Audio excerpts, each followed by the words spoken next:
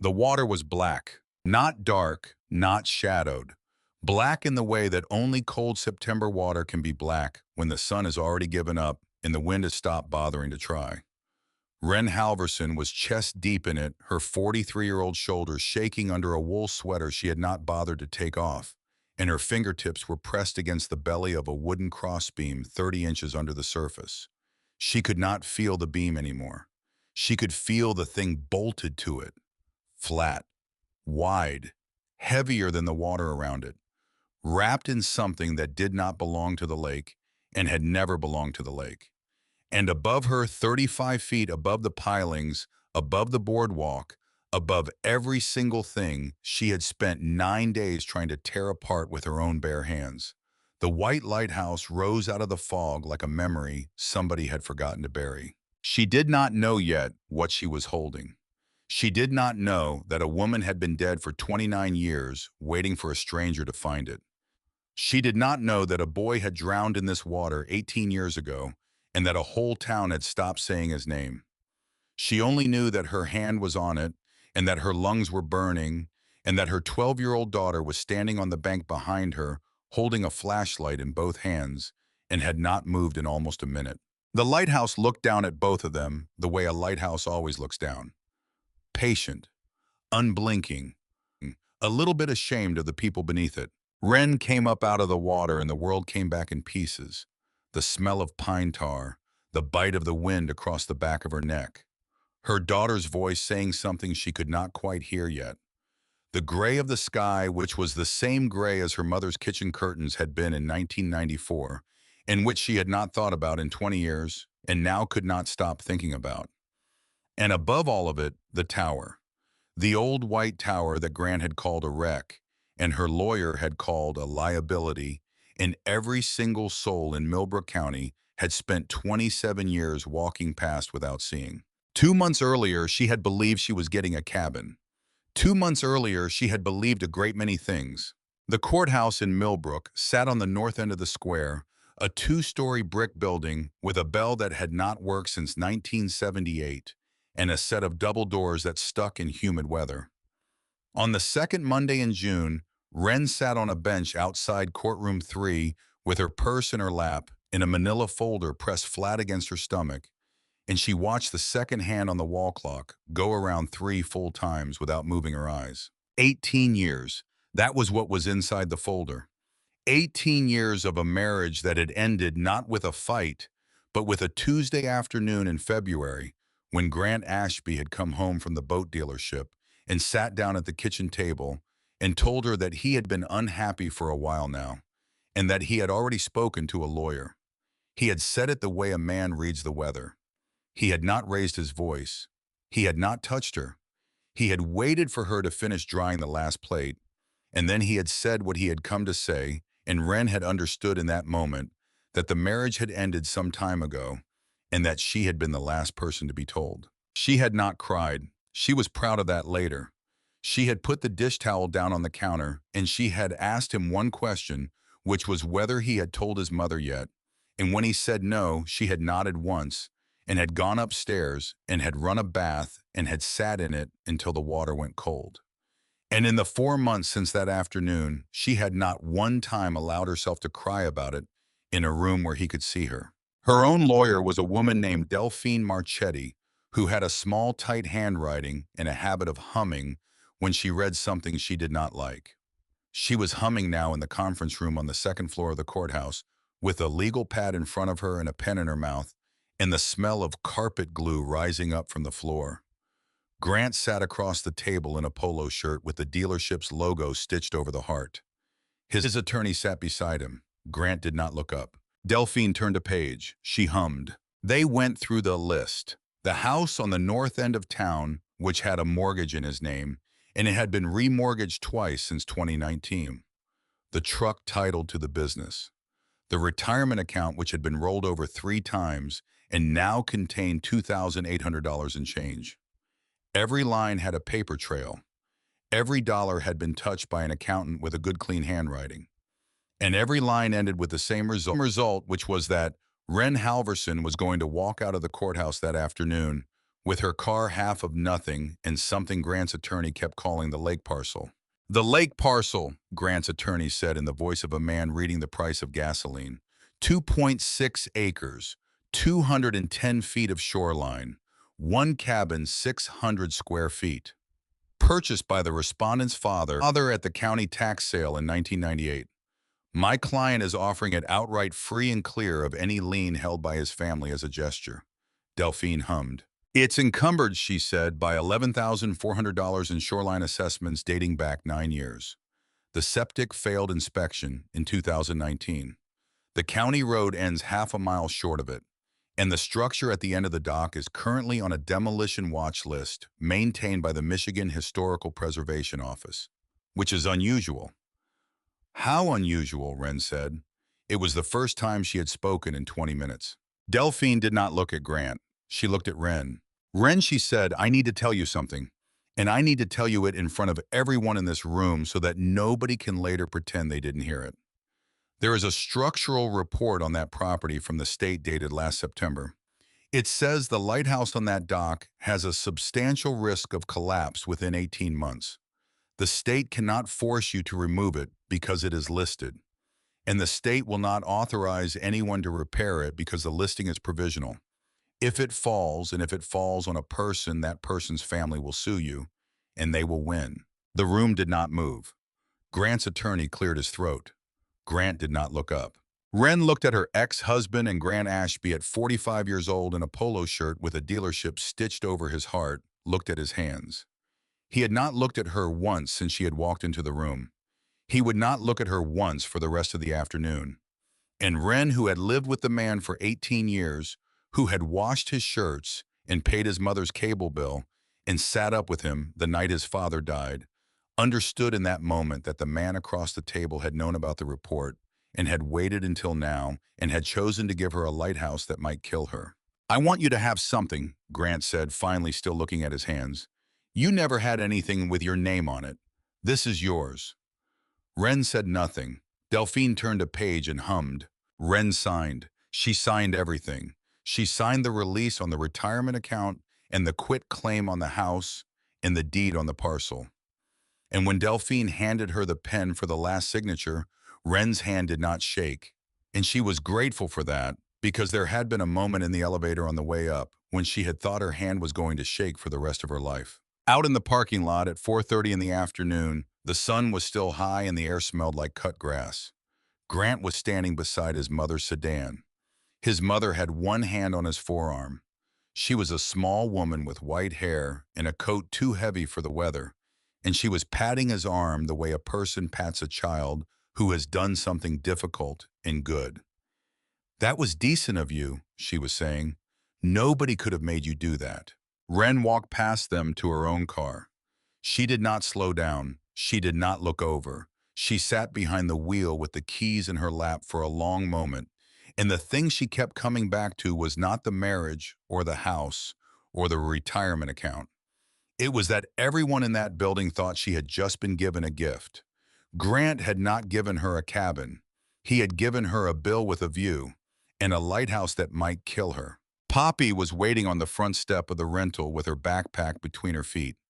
She had spent the spring perfecting a way of sitting that communicated without a single word that she was not going to make anything easier for anyone in the room. She had her mother's eyes and her father's chin, and she had learned already at 12 that if you did not say what you were feeling, then nobody could use it against you. Well, Wren said, are we moving? We're moving. To the dump. To the cabin.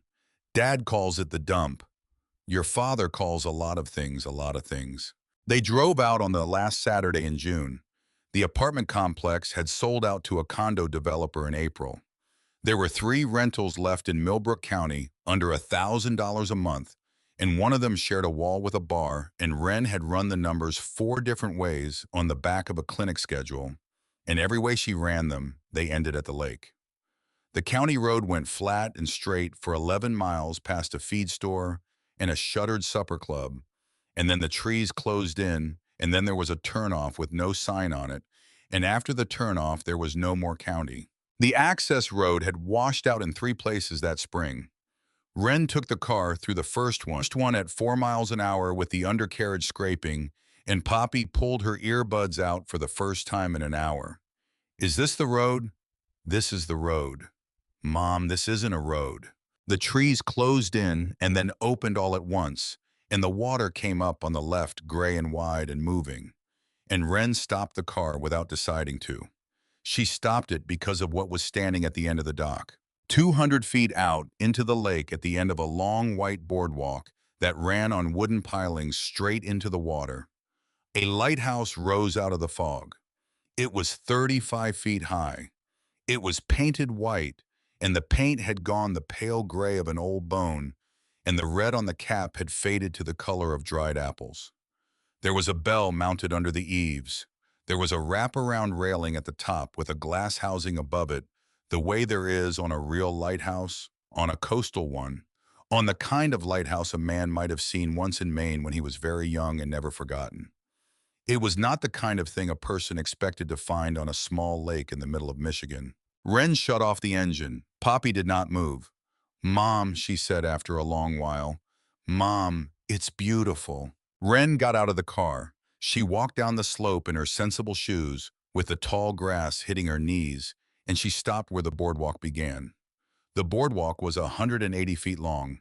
There was a roof over the first 60 feet of it, held up by squared posts, with a bench running along one side, worn smooth by whoever had sat on it for however many years. And beyond the covered section, the boards ran on plain and open all the way out to the base of the tower. Everything was silver with age. Everything was streaked with the black of long weather. But the pilings were plumb. The roof was intact. The tower stood dead straight, 35 feet of it held together by joinery that had lasted 27 years without a single hand touching it. Poppy came up behind her. She did not say anything for a while. Who built this? She said finally. I don't know. Was it here when Dad's dad bought the place? It must have been. Nobody has built anything out there in a long time. Mom, this isn't a dump. No, Wren said. It isn't. The cabin sat 40 feet back from the shoreline. It was a mess. The porch had been repaired at some point by somebody who had run out of nails halfway through and had finished with a length of galvanized pipe as a post. The roof had a patch on the north slope that did not match the rest. The hand pump at the kitchen sink turned but did not draw, and the wood stove had a cracked door, and the outhouse behind the shed leaned about 8 degrees to the east. Inside on the main floor there was one room. There was a mattress in the sleeping loft that mice had been raising a family in since the second Obama administration. There was no working bathroom. There was no shower. There was a rusted refrigerator that had been left plugged in for 6 years and had never once in 6 years gotten cold. There's no bathroom, Poppy said. There's an outhouse. There's no shower. There's a shower at the clinic. We will figure it out. Poppy went back outside. Wren stood in the middle of the room with her hands on her hips and did the thing she had been doing since April, which was to walk herself very slowly through the actual list. Water. Heat.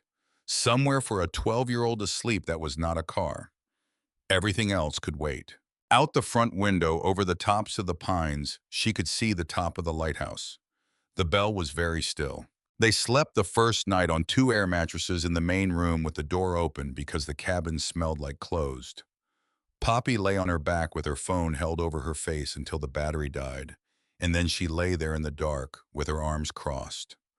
Out on the water, something jumped and slapped down, and the sound came across the flat air so clean that it was as if it had happened in the room.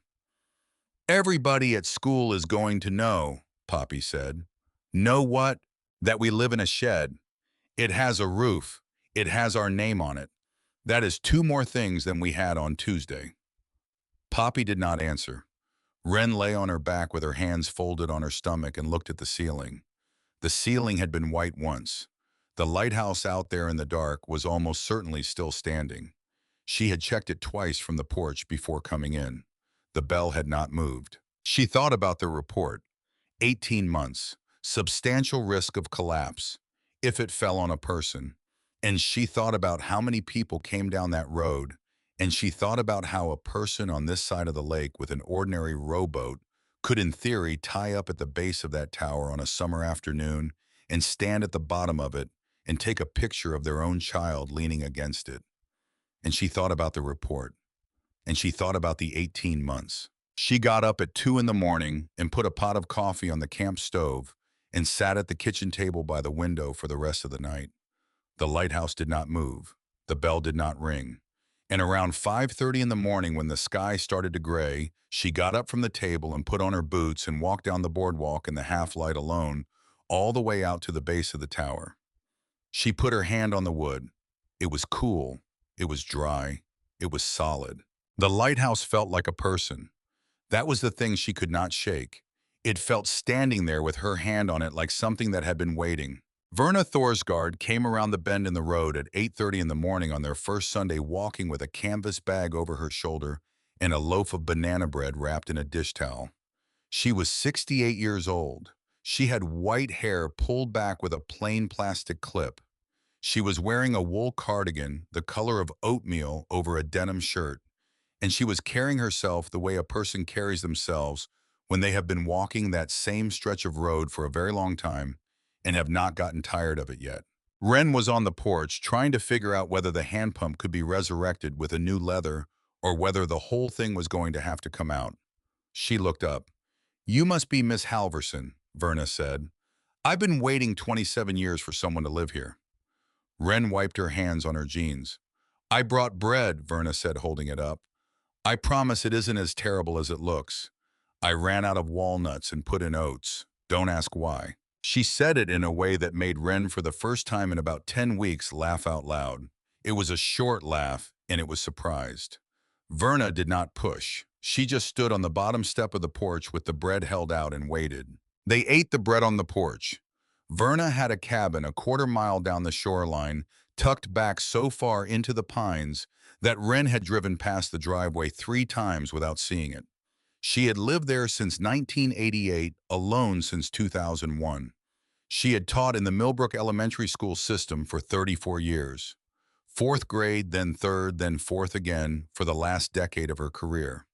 She had retired in 2018 and had spent the years since reading every book in the county library twice, and had, by her own admission, gotten a little strange about it. "I saw your daughter yesterday," Verna said. "She was down at the water. She stood there for about half an hour looking at the tower. She hasn't said much since we got here. She wouldn't. 12 is a hard age. 12 at somebody else's cabin in the middle of nowhere. The summer of a divorce is a specifically hard age." Wren looked at her. Verna took a sip of coffee. "I don't mean to be forward," Verna said, "but I've been on that road since 1988, and I've watched 3 families live in this cabin and none of them stayed. And I have never once, not once in all those years, seen a person put their hand on that lighthouse the way you did yesterday morning." Wren set her coffee down. "You watch me. I take my walk at 5:30 every morning. Old habit. My husband and I used to walk together." Verna paused. "I saw you go down to it. I saw you stand there. That is not a nothing thing what you did." Wren did not know what to say. Verna set her cup down and folded her hands on her knees. "That lighthouse," she said, "was built by a woman." Wren looked up. "Adelaide Winslow," Verna said. "Everybody in town called her Miss Della. She came to Millbrook in 1959 to teach 4th grade because it was the only job she was offered. She had $11 in a suitcase, and she rented a room over the drugstore for 8 months. In 1960, a farmer who had gotten tired of paying tax on lake ground he could not work sold her this parcel for $400. She was the first single woman in Millbrook County to hold a deed in her own name. The bank in town would not lend her the money. She had to drive to a bank in Traverse City and speak to a man who thought she was insane. He gave her the loan anyway." Verna paused and looked out at the water. "She started teaching swimming off this dock in the summer of 1961, she said. Free any child in the county who wanted lessons. She taught for 2 summers, and then she started building the tower. That was 1963. She drew the plans herself. She had a book on New England lighthouses from the school library, and she just sat down at her kitchen table with a pencil and drew what she wanted. She ordered the lumber from a mill in the Upper Peninsula. She hired 2 men to help her raise the frame because she couldn't do that part alone. But everything else she did with her own hands. She was 29 years old when she started. She finished it in 1966. 4 summers. She was 32. Wren was staring at her. Why, Wren said. Why a lighthouse? On a lake. Verna smiled a small, sad smile. Because she said she wanted the town to see it. She wanted every single man in this county who told her she couldn't buy that land and couldn't build on it and shouldn't be raising a tower like a man does to look out across the water and see her 35 feet of tower standing straight and know that a single woman had put it there. That was the whole point. She never once said it out loud. But my mother told me when I was 18 years old that the year Della started raising that tower was the same year Elsie Bergstrom, over at the bank, finally stopped calling her Miss and started calling her Miss Winslow. And it was the same year the school board stopped talking about hiring a man for the 4th grade job. Della did not need to say a word. She just built the tower. Wren looked out at the water. The tower was very still. The paint had gone gray. The red had gone the color of dried apples. She taught out there for 36 summers, Verna said. She wrote every one of them down in a book, every child, every name, every day they came. She kept ledgers. My father learned to swim off that dock in the summer of 1968. Wren turned to look at her. He never told me, Verna said. Not until he was dying. He was 91 years old and lying in a bed at the county hospital, and I was sitting next to him and he said quite clearly, Verna, I want you to know that the reason I never let you swim in that lake alone is because Miss Della told me not to. And I asked him who Miss Della was, and he said she taught me to swim. And that was all he ever said about it. The bread was gone. The coffee was cold. She died in 1997, Verna said. February, alone. There was no service. The paper gave her 4 sentences. The last sentence was, there are no survivors. Wren looked at her. There were survivors, Verna said. Everybody in this county who ever learned to swim before 1997 was a survivor of Della Winslow.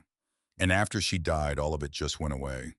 The lessons stopped. The tower fell into the state's protected list because nobody could figure out what to do with it. And the parcel was tax sold in 1998 to a man named Silas Ashby, who was your father-in-law, and who never in 6 years of ownership so much as cut the grass out here. And I have been walking past this place every morning for 27 years, and I have watched that tower stand alone in every kind of weather, and I have been waiting. Wren, and I don't mind saying it out loud, I have been waiting for somebody to come here who would look at it the way you looked at it yesterday. Wren sat very still. I don't know why I'm here, she said quietly. I know, Verna said. That's usually how these things start. The county letter came on the 3rd of July. It sat in the mailbox out on the county road for 2 days before Wren found it because she did not check the mailbox often, and when she did find it, she read it standing in the driveway with the sun on the back of her neck and did not go inside afterward for almost 20 minutes. The letter was 2 pages. The first page said that the structure identified as a private dock and tower at the parcel described below had been determined in coordination with the Michigan Historical Preservation Office to be structurally compromised and a hazard to public safety, and that the owner of record had until the 15th of September to submit either a certified plan for stabilization performed by a licensed contractor with historical preservation credentials, or a plan for full removal of all above water components, including the tower structure and boardwalk. The letter noted that removal given the historical listing would require a specialized crew and a permit process that was estimated to cost the owner not less than $8,200. The second page said that in the event the owner failed to comply, the county would perform the removal at the owner's expense, adding the cost to the outstanding balance on the parcel. And at the bottom in the same size print as everything else was the outstanding balance on the parcel, $11,416. And under that, in the same size, print a line saying the parcel would be included in the county's annual tax sale on the 18th of November if the balance was not brought current by the 15th of that month. Wren read it twice. Then she went inside and got a pen and wrote on the back of the envelope 8,200 plus 11,400, 19,600, divided by 19 weeks, 1,030 a week, on top of her mortgage on the rental she had already left, on top of the clinic taking a full third of her check for taxes. She sat at the table with the pen in her hand for a long time. Poppy was outside on the porch. Poppy had not come inside all morning. Wren picked up the envelope and turned it over in her hands, and she thought about what Delphine had said in the courtroom about the 18 months. And she thought about what Verna had said about a woman spending 4 summers with her own hands raising a tower 35 feet into the sky. And she looked out the window at the bell under the eaves of the tower, and she understood with a clarity that surprised her that she was not going to tear it down. Whatever else she did, she was not going to be the one to tear it down. But she was also not going to lose the parcel, which meant she had to find $19,600. And she had at that moment $482 in checking. The bait shop was 4 miles down the lake road, a low building with a cooler out front and a hand-painted sign that had been repainted so many times the letters had gotten fat. Inside it smelled like minnows and floor wax. Wren stepped in on the 5th of July with a shopping list on the back of an envelope, and Poppy trailing behind her. And there was a man behind the counter who had to be past 70. Big through the shoulders, going soft with age with reading glasses pushed up into a full head of white hair. He looked at her over the tops of the glasses. He did not say anything. He looked at her for a full 2 seconds. "You're the one out at the Winslow place," he said. "I'm the one at the cabin on the Point Road." "Winslow place," he said again, not unkindly. He went into the back. He came out with a 5-foot wrecking bar and a socket set in a red plastic case, and he rang them up on a register that printed on paper tape. $41, he said. She counted it out. He watched her count. She watched him watch her, and she thought for a moment that this man was going to say something to her that she was not ready to hear. But he did not. He put the money in the drawer and closed it and pushed the wrecking bar across the counter with 2 fingers. "You tearing that dock down," he said. It was not a question. "The county says the 15th. He nodded slowly. He put both hands flat on the counter. He looked at her for a long moment. "Take your time with it," he said. Wren looked at him. He looked back. There was something in his face she could not read, and she was too tired that afternoon to try. She picked up the wrecking bar. It was heavier than she expected. "I've got 9 weeks," she said.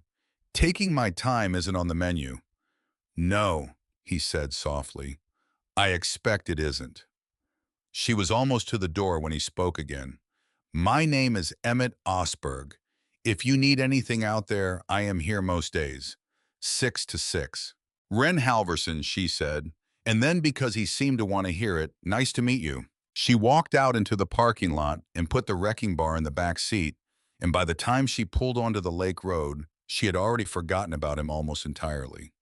That was the way of it that summer. There were too many things, and Emmett Osberg was a soft-spoken old man in a bait shop, and it would be 6 weeks before she thought about him again, and by then everything had already changed. That evening after Poppy had gone up to the loft, Wren carried a folding chair out to the end of the boardwalk and sat under the roof of the covered section with her back against a post. The sun was going down over the far side of the lake. The bell above her hung motionless in the last of the light. She could smell the pine tar in the water and something faintly sweet that she thought at first was flowers and eventually understood was cedar. The whole covered section was cedar, the bench, the posts, the roof rafters. The wood had gone silver on the outside, and if you scratched it with a fingernail, the color underneath was still gold. Verna came down the shoreline path a little before 8. She did not announce herself. She just came out of the trees with her cardigan on and sat down beside Wren on the boards. They did not talk for a while. "They're going to make me tear it down," Wren said finally. Verna did not answer right away. She looked out at the water. "I know," she said. "I don't have the money to save it. I don't have the money to remove it. I don't have the money for any of this. I got a letter yesterday, and the number on it might as well have been $1 million. Verna nodded slowly. I was 43 when my husband left me, she said. Ren looked at her. He didn't die, he just left. He moved to Florida with a woman he met at a conference in Detroit. She was 31.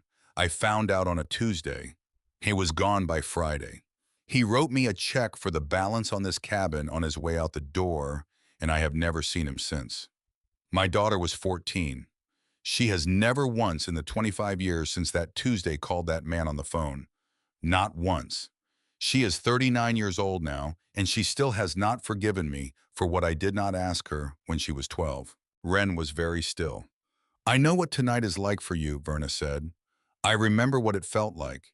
And I remember thinking sitting on this same shoreline in the summer of 2001 that I had been given a thing I could not carry. And I remember what I did about it, which was to sit down every morning for 2 years at 5:30 and walk this road until I could carry it.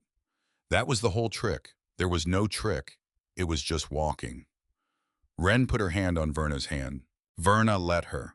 Neither of them said anything for a long time. I don't know if I can do this, Ren said. You can't, Verna said. Not the way you're thinking about it. But you don't have to do it the way you're thinking about it. Nobody does anything the way they think about it. You just have to start. They began on the 10th of August. Ren had 2 days off in a row for the first time since the move, and she woke Poppy at 7 and told her to put on shoes she did not care about, and they walked out to the boardwalk together in the gray morning, and Ren showed her daughter how to hold a wrecking bar. We're not tearing down the tower, she said. Poppy looked up. We're not. No, we are just taking off some of the boardwalk. The county wants to see progress. I want to see if the pilings under the covered section are still good. If they are, we might be able to save that part, and then we will figure out the tower later. Poppy looked at the tower, then she looked at the boards, then she looked at her mother. Okay, she said. They worked. The decking on the open section past the covered roof came up harder than it looked. The boards had been face-nailed with galvanized spikes 8 inches long, and half of them had swollen into the joists so tight that the wood came up in strips. Ren got the rhythm of it by the second hour. Set the bar, drop her weight, walk it, and the nail would scream coming out. Poppy stacked.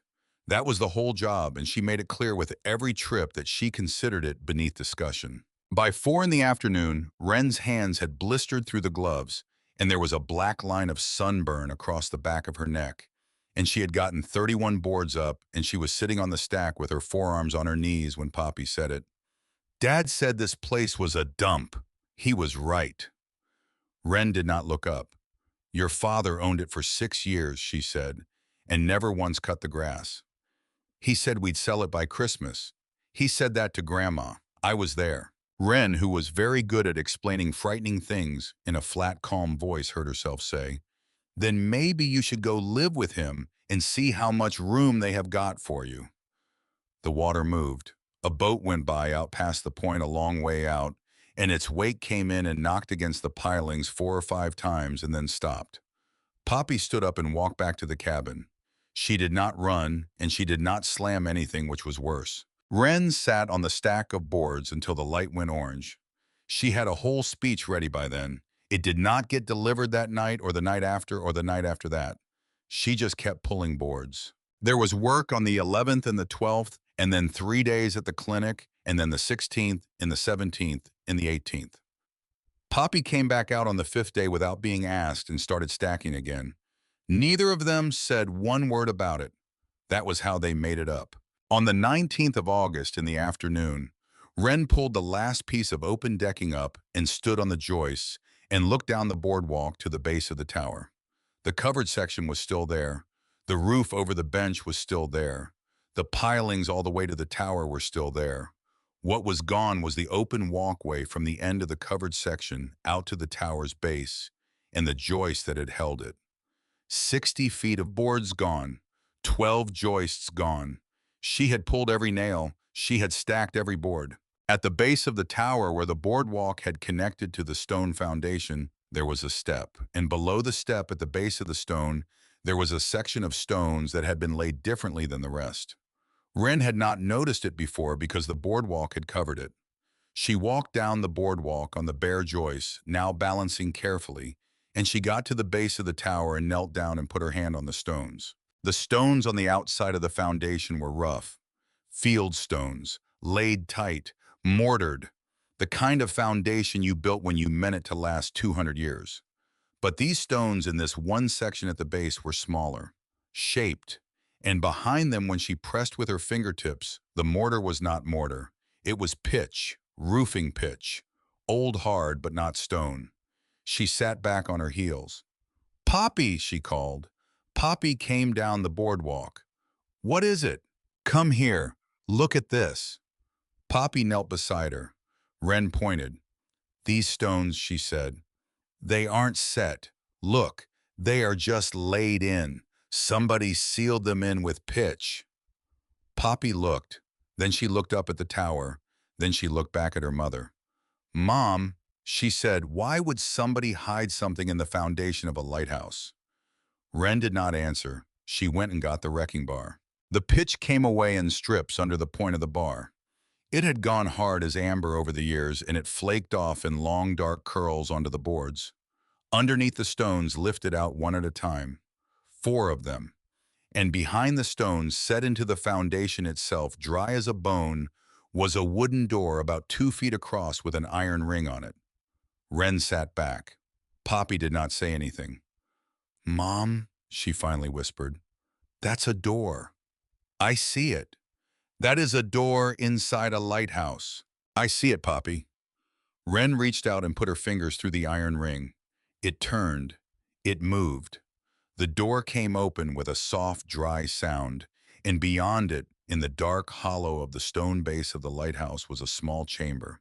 Not big, perhaps 4 feet across, perhaps 4 feet deep, perfectly dry. And in the middle of the floor, on a small wooden pedestal that had been built into the chamber for this exact purpose, sat a steel box. Army green, under a coat of black paint somebody had brushed on by hand, wrapped in tarred canvas, wired shut. Wren stared at it. She did not touch it. She could not for a long moment breathe.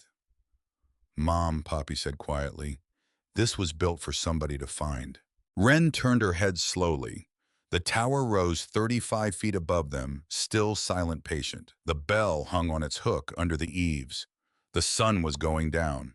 And on the shoreline in the last of the light, Verna Thorsgaard was standing in her oatmeal cardigan with both hands over her mouth because she had walked down the shoreline path to bring them dinner, and she had come around the bend just as Wren pulled open the door.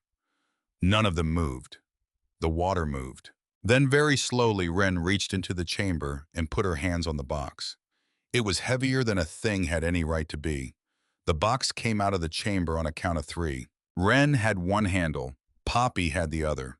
They lifted it together the way you lift a small child who has fallen asleep in a car and cannot be trusted to hold on, and they carried it back down the exposed joists of the boardwalk, one careful step at a time. The tarred canvas had gone hard as a shell over the years, and it was slick with the cold that had lived inside the foundation. Water ran off it in a slow, steady line and made a black trail on the boards behind them. Poppy's arm shook once near the covered section, and Wren stopped and let her get her grip again without saying anything. Verna was still on the shoreline. She had not moved. They set the box on the porch table. The table legs went sideways an inch on the boards. Wren stood back and put her hands on her hips and did not say anything at all for almost a minute, and Verna came up the porch steps very slowly, in the way of a woman who has waited a long time for a moment and does not entirely trust it now that it is here. "That's it," Verna said. "Isn't it? That's the thing." "What thing?" Wren said. "I don't know. I never knew.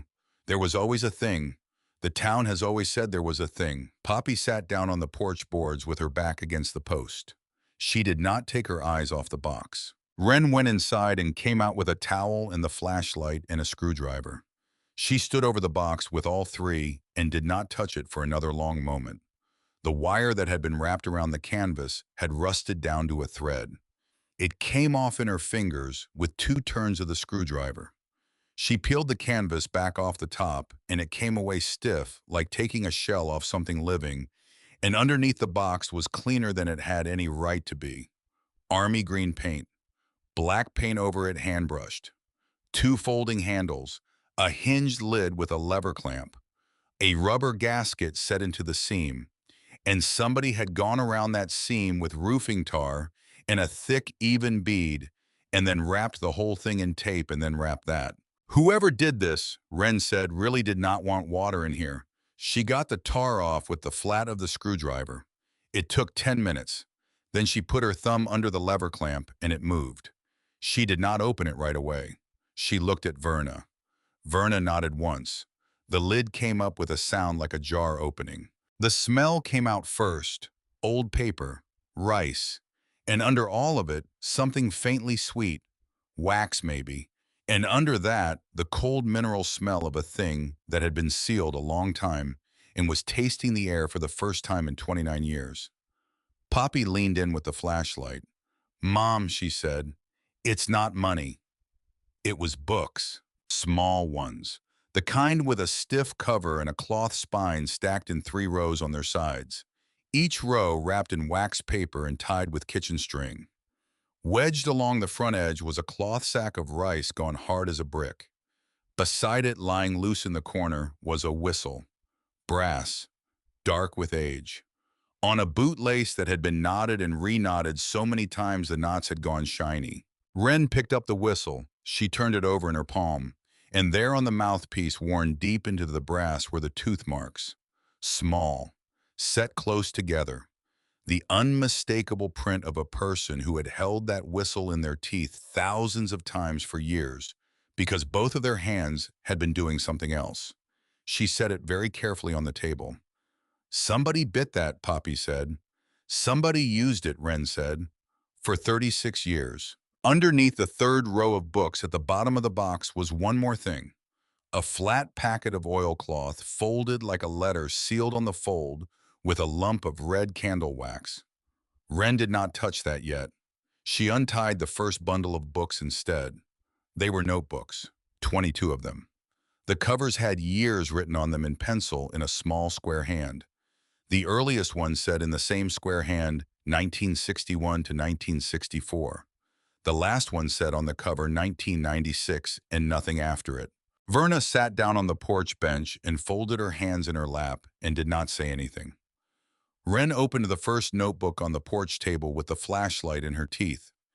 Every page was ruled into columns, a name, an age, a date, and then a wider column on the right with one line of writing in it, sometimes 2. "Read it," Poppy said. Wren took the flashlight out of her mouth. "Bernice Aldridge," she read. 8 years old, the 19th of June, 1961. Afraid of weeds. Would only go in where she could see her feet. Walked out to her waist on the 3rd day and would not stop grinning. Verna made a small sound. Wren looked up. "That was my aunt," Verna said. "Bernice was my father's sister. She was 8 years old in 1961. She died in 2004, and I gave the eulogy, and I did not know one thing about her that anyone would want to hear at a funeral. I said she liked marigolds. That was all I had. She was 8 years old and afraid of weeds and would only go in where she could see her feet." "Oh." She put her hand over her mouth. Wren turned the page. "Rudy Aldridge," she read. 10 years old, same day. Brother can already swim, showing off. Sent him to the raft twice to get him out of my hair." "Rudy was her brother," Verna said through her fingers. "He drove a milk truck. He died 2 years ago." Wren kept going. She read the whole summer of 1961 out loud on the porch, and then the summer of 1962, and by the time she was 2 pages into the summer of 1962, the sun was down and Poppy had gotten up to bring out a lantern, and Verna was leaning forward with her hands folded so tight her knuckles had gone white. "Aloysius Ostberg," Wren read. 9 years old, the 11th of July, 1962, terrified of the drop-off. Big for his age, and it does him no good. Will not go past the second piling. Came back every day anyway. On the 9th day, he swam to the raft, and I had to holler at him to come in for supper. Poppy looked up.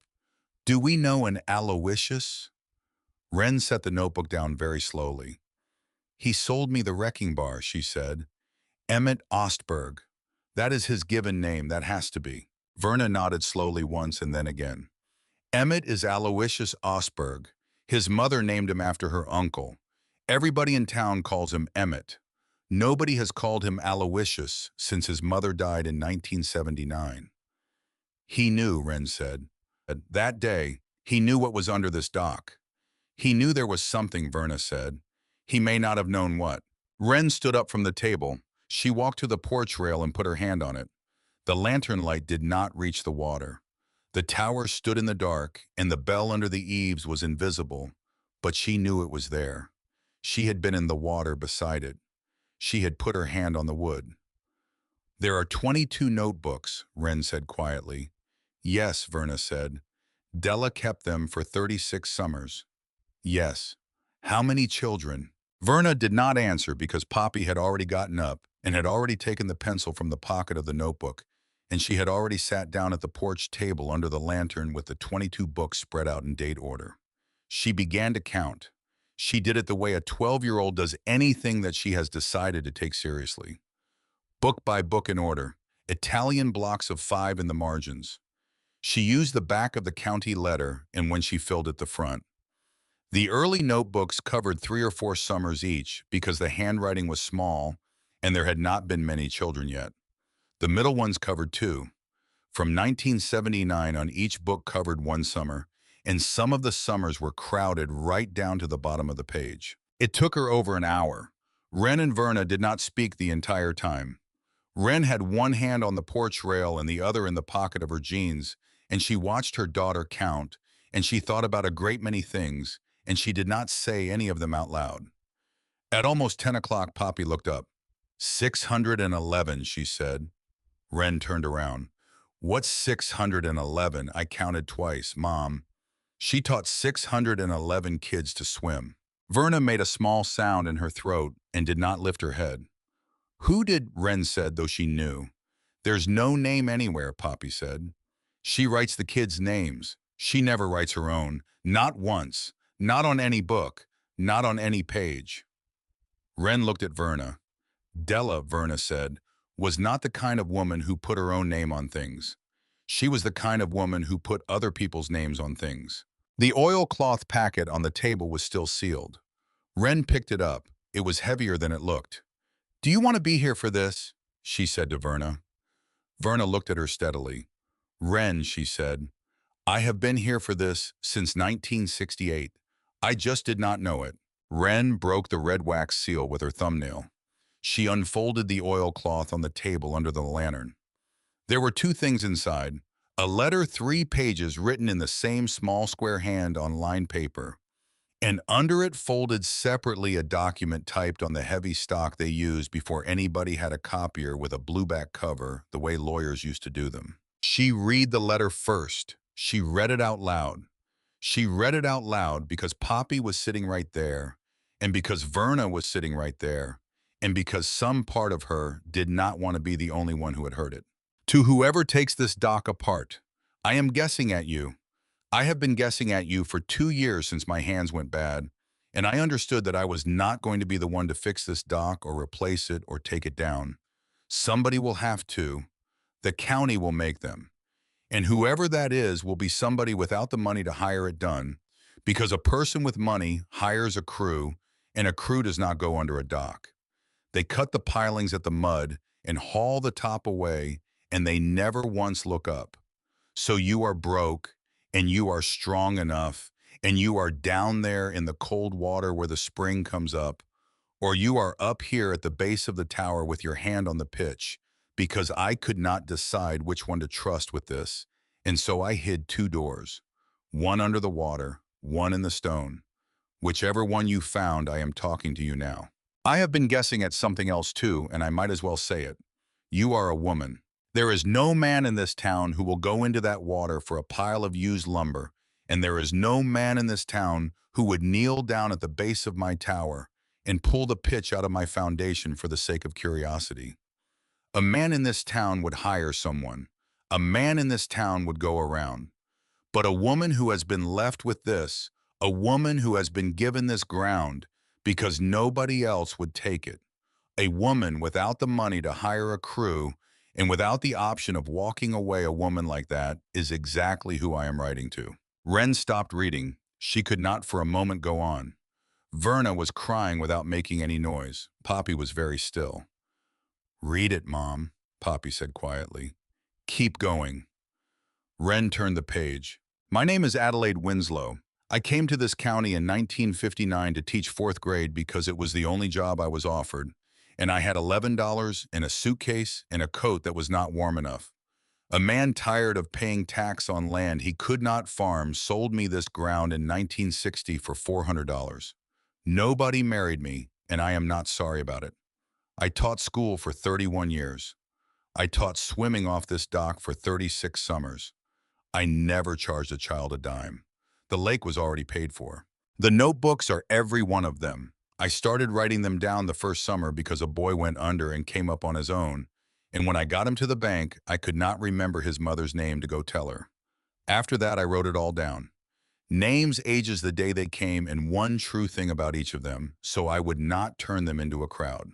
The tower I built with my own hands for 4 summers, from 1963 to 1966. I want you to know that. There are men in this town who spent 30 years telling their children that they built things for me or that they helped me build things, and none of it was true.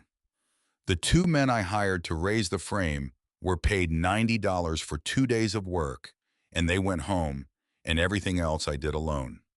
The lantern housing on the top I built in my kitchen over the winter of 1965. The bell was my father's. He was a lay preacher in North Dakota. He rang it for 41 years. He gave it to me when he retired, and I put it in the tower so that when I needed to bring the children in, I could ring the bell my father rang, and it would sound like something they would remember. You will want to know why a woman puts her papers in the foundation of her own tower instead of a bank box or a courthouse. I have thought about how to say this so it does not sound like an old woman gone strange.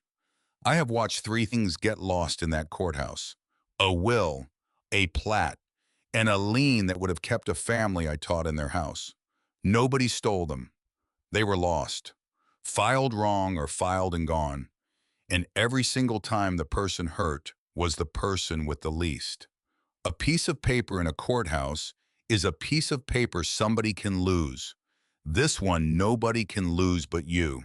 Wren turned the last page. In 1971, I sold the point to Halvard Vestergaard for $11,000. I needed a roof and a furnace, and I was not going to stand in front of the school board and beg. He wanted the frontage, and he built his cabins on it, and that was his business, and I have no quarrel with it. But I put one thing into the deal. He signed it. His own lawyer notarized it in his own office with his own stamp, and then I did not file it. Read the second paper. Read it twice. I wrote it plain on purpose because I have seen what lawyers do to a sentence when they are given room. If the beach on that point is still open when you find this, then Halvard kept his word and his boy kept it after him. Put it back in the box, bolt it up again, and go on with your life. Somebody will want it someday. If the beach is closed, then you are holding the only copy of a promise. And I am sorry to hand a thing like that to a stranger. But a stranger who will kneel at the base of my tower with a wrecking bar in September is exactly who I would have picked. Do not be careful with it. Be right with it. Adelaide Winslow, the 12th of September, 1996. Wren put the pages down on the table. The lantern hissed. Somewhere out on the water, a loon called, and the sound came across the flat air and went on for a long time. Verna sat with her hands folded in her lap and did not raise her eyes. Poppy had her arms wrapped around her knees. "Mom," Poppy said quietly, "is the beach open?" Wren did not answer. She had driven past the turnoff to that beach 4 times a week since June, and there was a steel gate across the footpath with a chain on it and a white sign bolted to the gate with black letters that said, "Private Resort Guests Only." She had never once thought about it, not one time. She looked at Verna. Verna looked back at her. "It has been closed," Verna said, "since June of 2009, 16 years and 3 months. Wren picked up the second paper. It was 3 typed pages with a blue back cover. At the bottom of the third page, there were 2 signatures in fountain pen and a notary seal pressed into the paper so hard she could feel it from the back. The date, the 9th of April, 1971. The first page was legal description. Meets and bounds, survey reference, recording number for the deed itself. The second page was the part Della had written plain. Wren read it out loud. It is further agreed as a condition of this conveyance, and not as a separate promise, that the swimming beach on the north shore of the conveyed parcel, together with the footpath running from the town road to said beach, shall remain open to the public without charge and without restriction as to residency in perpetuity.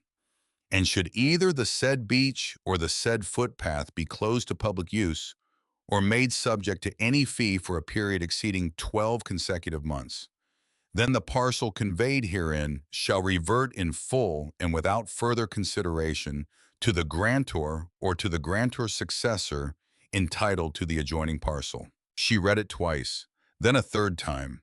Then she set the paper down on the table with a hand that was very steady. Poppy said, "Mom, what does it say?" "It says, Wren said that Della sold the point to Vestergaard with a string on it." "What string?" "It says if they close the beach for more than 12 months, they don't own it anymore." "Own what?" "The point, all of it, the 9 cabins, the launch." Poppy stared at her. "Mom, that's the resort." "Yes, that is Vestergaard's resort. That is Mr. Vestergaard's whole business." "Yes, and it comes back where?" "To this parcel. To us." "To this parcel. It might not mean anything. There are probably 9 reasons it doesn't mean anything, Poppy." "Name one." Wren opened her mouth. She did not have one. Verna, who had not spoken for a long time, said very quietly, "It might mean something, Wren. It might mean a very great deal." Wren stood up. She walked to the porch rail. Across the water at the far end of the lake, the point ran out into the water in a long, low hook. There were 9 porch lights strung along the top of it, evenly spaced all the way to the end. She had looked at those lights every night for 2 months. She had never once counted them. She counted them now. 9 cabins, 9 porch lights. And at the base of the point down by the water, a floodlight on a pole lit up a concrete ramp and a floating pier and a rack of rental boats. The floodlight on the ramp stayed on all night every night because that was the launch, and the launch was the whole business. She did not sleep. Around 3 in the morning, she gave up on it. She made coffee on the camp stove because the wood stove in the cabin was a decoration, and she sat at the table with all 22 notebooks and the letter and the agreement, and she read until the window went gray. Verna had gone home at 11. She had promised to come back at dawn.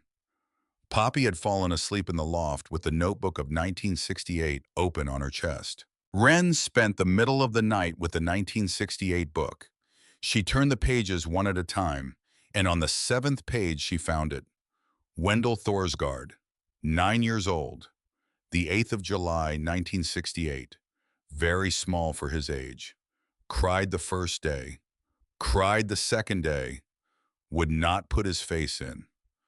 On the 9th day, he swam to the raft with his eyes shut, and when he came out, he sat on the beach for an hour and would not look at anyone. Wren closed the book. Verna's father. Verna's father, who had never told his daughter that he had learned to swim off this dock, who had told her not to swim in the lake alone, because Miss Della had told him not to, who had lain in a hospital bed at 91 years old, and finally said the name Miss Della for the first time in his life. She put the book on the shelf and looked at the lighthouse through the window. The lantern housing at the top of the tower had a broken window on the east side. She had not been able to see it from the porch until the moon came out. She could see it now. 68 years. Della had taught in this county for 31 of them, and Verna Thorsgaard had lived on this shoreline for 37 and had not known a single thing about the woman who had built the tower a quarter mile from her house until Wren Halverson had opened a door and a foundation with a wrecking bar and a screwdriver. At 8:30 in the morning, Wren was standing at the counter of the Millbrook County Recorder's office with a photocopy in her hand.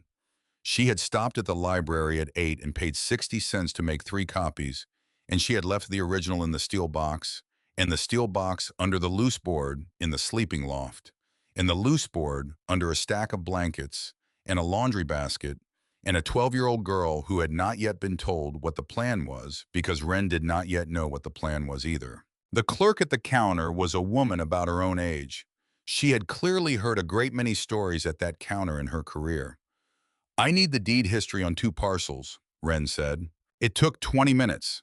The clerk pulled the plat book first, a bound volume the size of a car door, and laid it open on the counter and turned it so Wren could see. The point was on it. It was labeled. It belonged, according to the book, to a limited liability company with the resort's name on it. The clerk ran her finger down a column. "Conveyed in 1971, she said. Winslow to Vestergaard. Warranty deed. Recorded the 14th of April. $11,000. Is there anything recorded with it?" "A condition. A covenant." The clerk went back to the file. She was thorough about it, which Wren later appreciated and did not appreciate at the time. She checked the deed. She checked the 2 pages behind it. She checked the index for that year. She checked the miscellaneous book, which she said was where things went when nobody was sure where they went. "There's nothing," she said. "It's a clean warranty deed. 2 pages, no conditions, no covenants." Wren put the photocopy on the counter. The clerk read the first page. She read the second page.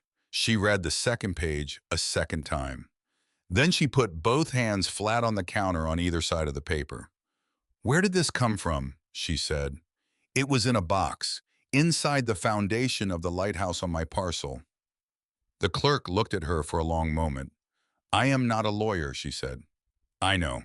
I am going to say something to you, and then I am going to stop talking because I work here and I like my job." She squared the copy up with the edge of the counter. "That paper is not in this office, and it never has been. If it is genuine, and if the thing it describes actually happened, then that is not a small piece of paper. That is a very large piece of paper. And if I can't prove it, then it is 60 cents worth of photocopy. You need a lawyer, not one in this county." Wren drove to the bait shop. Emmett Osberg was behind the counter with a bucket of liters and a coffee cup sorting hooks by size. There were 2 trucks in the parking lot. Wren waited in her car until they left. It took 11 minutes. When the second one pulled out, she went in. The bell over the door rang. Emmett looked up. Wren walked to the counter. She did not say hello. She reached into her jacket pocket and took out the brass whistle on its bootlace and set it on the counter between them. Emmett Osberg looked at it. He did not say anything for a long time. His hand stopped moving in the bucket of hooks and stayed there. His face did the thing that a person's face does when the thing they have been carrying alone for many years turns out to be real. Wren had seen that face maybe 4 times in 11 years of nursing. "Third piling," he said quietly. "Inside face, 2 pieces of pipe strap, 4 bolts, 1/2-inch galvanized, 3.5-inch shank." "I found it in the foundation." Emmett looked up. The foundation. There was a door under the pitch. At the base of the tower, there was a chamber. The box was in the chamber. Emmett Osberg sat down on the stool behind the counter. He set his coffee cup down. He took his hands out of the bucket and dried them on his pants. "That woman," he said, "had 2 hiding places." "Yes, she had 2 hiding places, and she never told me about the second one." "No." She was 62 years old. Her hands were already gone by then, rheumatoid. She could not hold a screwdriver, and she was going out there with tar and canvas and hiding a second box in the base of that tower and never told me.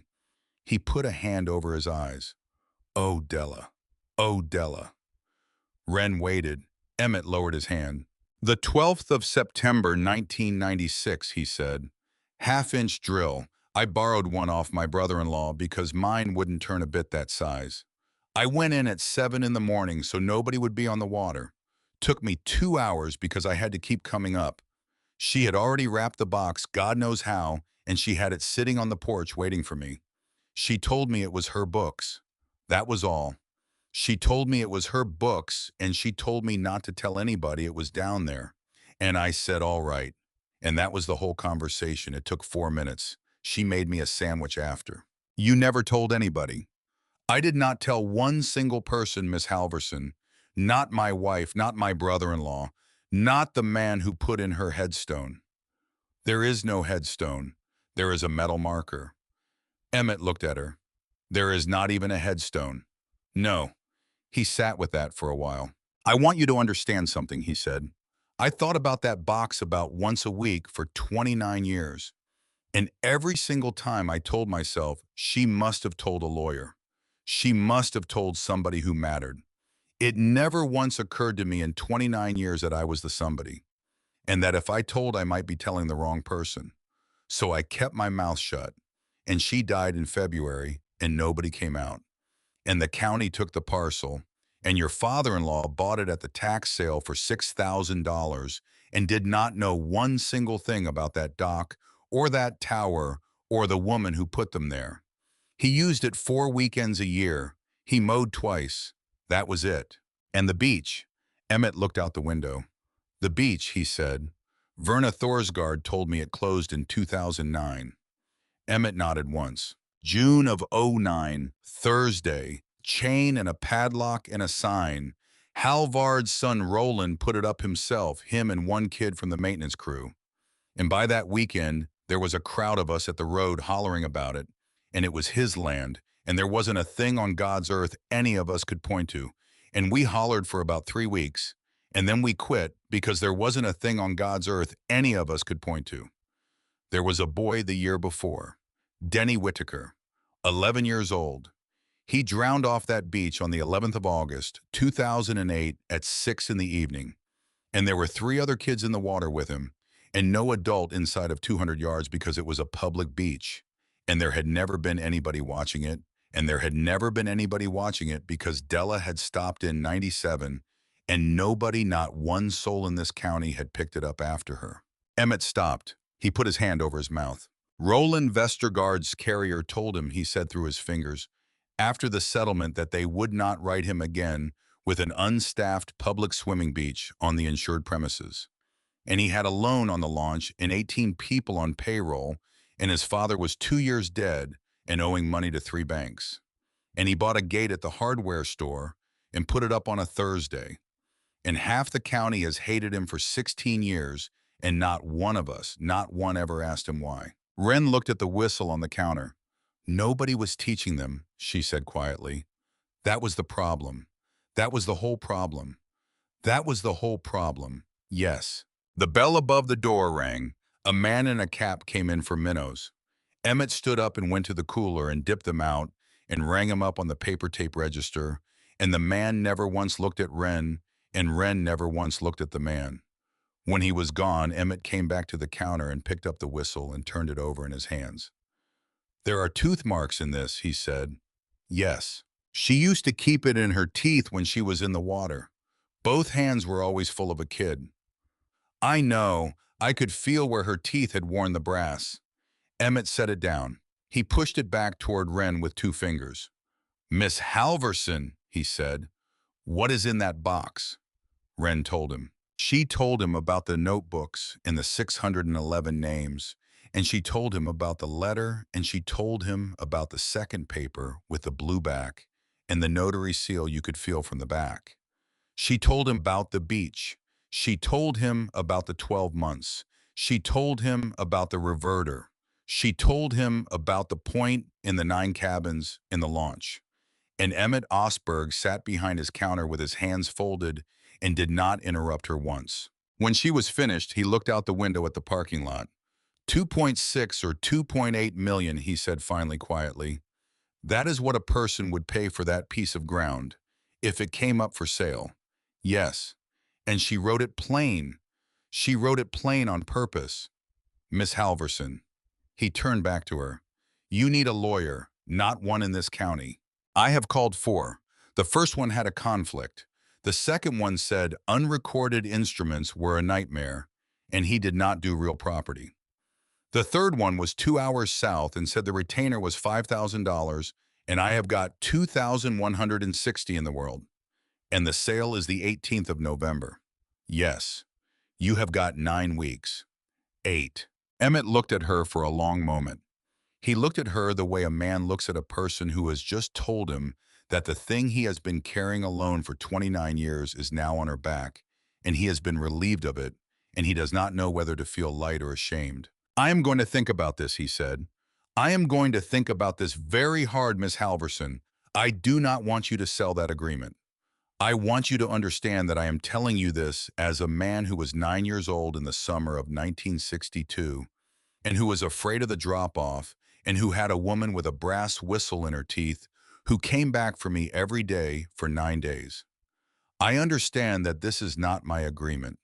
This is your agreement, but I do not want you to sell it. Whatever happens, I do not want you to sell it. I do not want to sell it either. Then we are agreed on that. That's a start. Wren picked up the whistle and put it back in her pocket. She walked to the door. She stopped with her hand on it. Emmett, she said without turning around. Yes. On the 9th day in the summer of 1962, when you swam to the raft, and Della had to holler at you to come in for supper. She heard him move behind her. She heard him lean forward on the counter. Yes, he said. How long did it take you to come in? There was a silence. Miss Halverson, Emmett said, I want you to understand something. I have not in 64 years ever come in from that raft. I am on that raft this minute. I have been on it every single day of my life since the 11th of July, 1962. I am 73 years old, and I am still 9, and I am still out on that water, and I am still hoping she meant it when she said supper. Wren put her forehead against the door. She stood there for a moment. Then she walked out into the parking lot, and she got into her car, and she drove home along the lake road, and she did not turn on the radio, and she did not open the window, and she did not think for once about the money. She thought about a 9-year-old boy in the summer of 1962. She thought about a 9-year-old girl who had never learned to swim 3 years ago at a pool in town, and who had sat on the steps for 6 weeks and told her mother the same lie every Thursday afternoon because nobody had ever asked her the real question. She got home at 4 in the afternoon. Poppy was on the porch reading the 1974 notebook. Verna was in the kitchen washing dishes. Mom, Poppy said without looking up, you need to look at this one. She held out the notebook. Wren sat down on the porch step and took it. Poppy pointed to the entry. Roland Vestergaard, Wren read, 7 years old, the 3rd of July, 1974. Would not let go of the rope. Not scared, stubborn. Told him he could hold the rope as long as he liked, and he held it for 6 days. On the 7th, he let go on his own, and I did not say one word about it. Wren looked at Poppy. Poppy said, Mom, that is Mr. Vestergaard, isn't it? Yes. He held on to a rope for 6 days when he was 7 years old, and Della let him. Yes. And now he owns the whole point where the rope was, and he closed the beach, and there is a boy who drowned. Yes. Poppy sat very still. Mom, are you going to go see him? I have to. When? Tomorrow morning. Are you scared? Wren thought about that. She looked out at the tower. The bell hung motionless. I am not scared, she said. I am tired. I have been tired since June. Do you want me to come? No, Poppy. I want you to stay here with Verna. Poppy looked at the notebook. Then she looked at her mother. Mom. Yes. I do not know how to swim, Wren looked at her daughter. I did the class 3 years ago. Poppy said, her voice steady, her hands folded in her lap. I sat on the steps for 6 weeks. Nobody ever asked me. The teacher had 20 kids. Dad picked me up twice, and both times he was on the phone in the parking lot. I got my hair wet before you came so it would look like I had been in the water. And I have been lying about it for 3 years. I thought I would tell you when I turned 13. I do not know why I'm telling you now. Wren sat down on the step next to her daughter. She did not put her arm around her. She had learned over the last 4 years that Poppy did not like to be reached for at moments like this. Poppy needed to be sat next to. That was all. That was how you loved a 12-year-old. I am sorry, Wren said. I am so sorry, Poppy. It is not your fault. It is exactly my fault. I paid for the class. I picked you up. I did not once ask you what you learned. I did not once in 6 weeks ask you what stroke you were doing, or whether you liked the teacher, or whether you were afraid of the deep end or anything.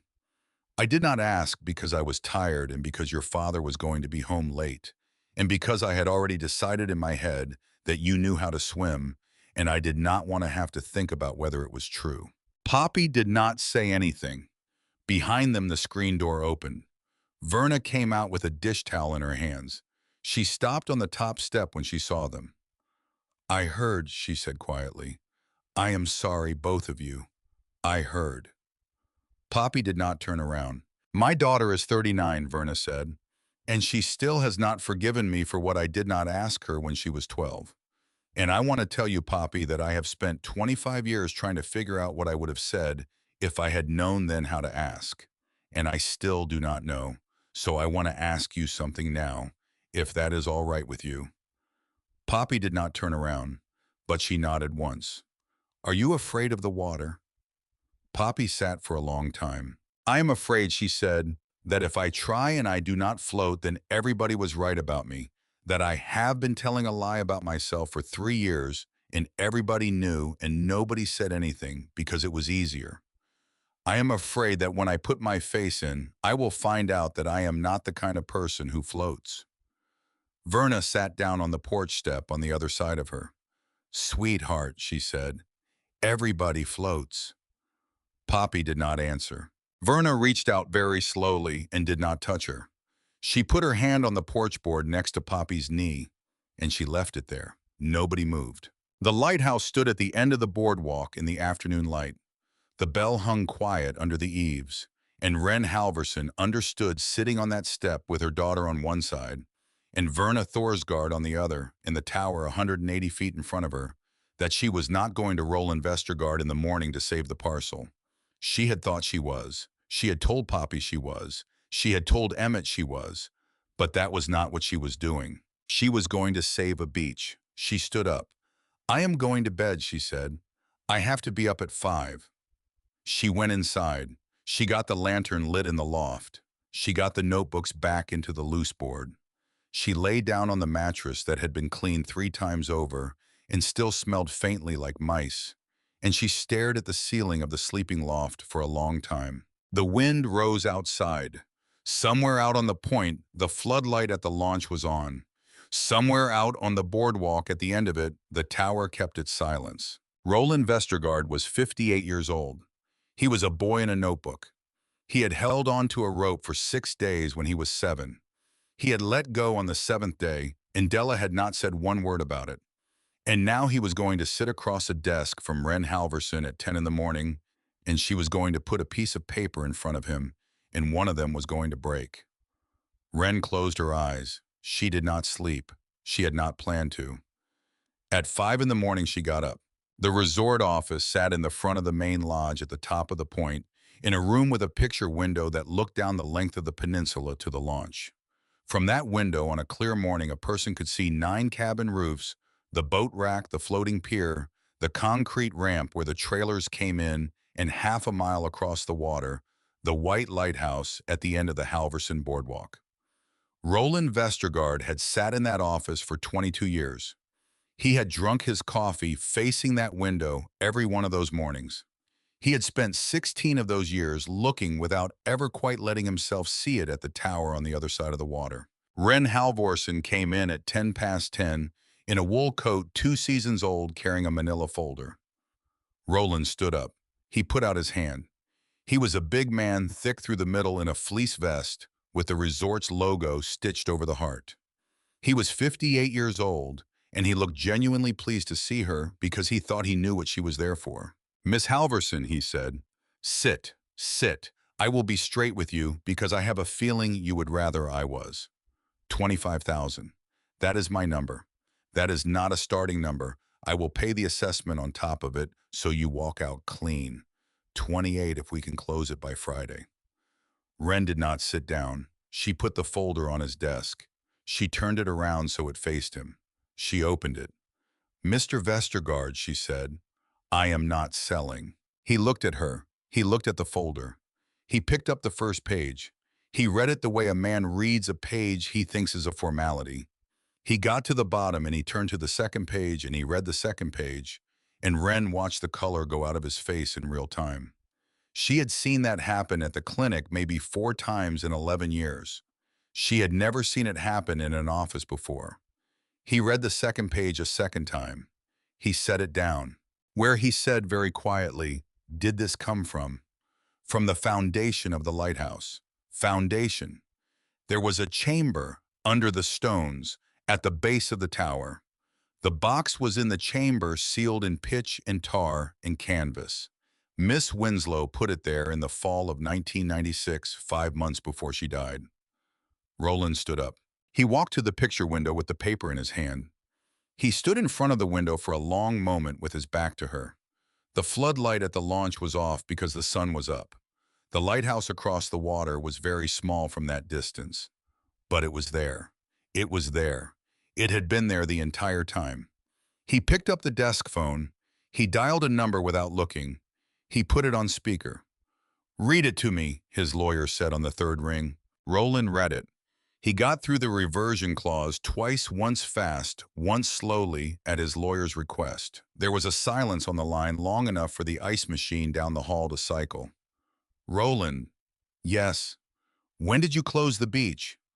"June of 2009. Early June or late?" "June 18th. Miss is the woman in the room with you." "Yes," Wren said. "Then I am going to stop talking. Roland, call me back." The line went dead. Roland set the phone down. He did not sit back down. He stood at the window with the paper folded in his hand and did not look at her. "Miss Halverson," he said, "do you know why I closed it?" "Because it was your land and you could." "No." He opened a drawer in his desk. He did not take anything out of it. He closed it again. The 11th of August, 2008, 6 o'clock in the evening. There was a boy in the water off that beach, Denny Whitaker. He was 11 years old, and he was out there with 3 other kids, and there was no adult inside of 200 yards because it was a public beach and it had never had anyone watching it. Not since Della stopped. And Della had stopped in 97. And I was in this office when it happened. I heard the girl screaming from this window. I ran down that path in my dress shoes and I went in with my clothes on, and I was not the first one in. And it did not matter. He was already gone. Wren did not move. "I carried him up," Roland said. "It is 240 feet from the water to the road. I know that number because I paved it the next spring, and the invoice is in that drawer, and I have not thrown it out in 17 years. His family sued. They should have. My carrier settled it, and then they wrote me a letter. And the letter said we will not renew this policy with an unstaffed public swimming beach on the insured premises. Full stop. And I had a loan on the launch and 18 people on payroll, and my father had been dead 2 years, and I bought a gate at the hardware store, and I put it up on a Thursday. And half this county has hated me for 16 years, and not one of them, not one, ever asked me why." He turned around.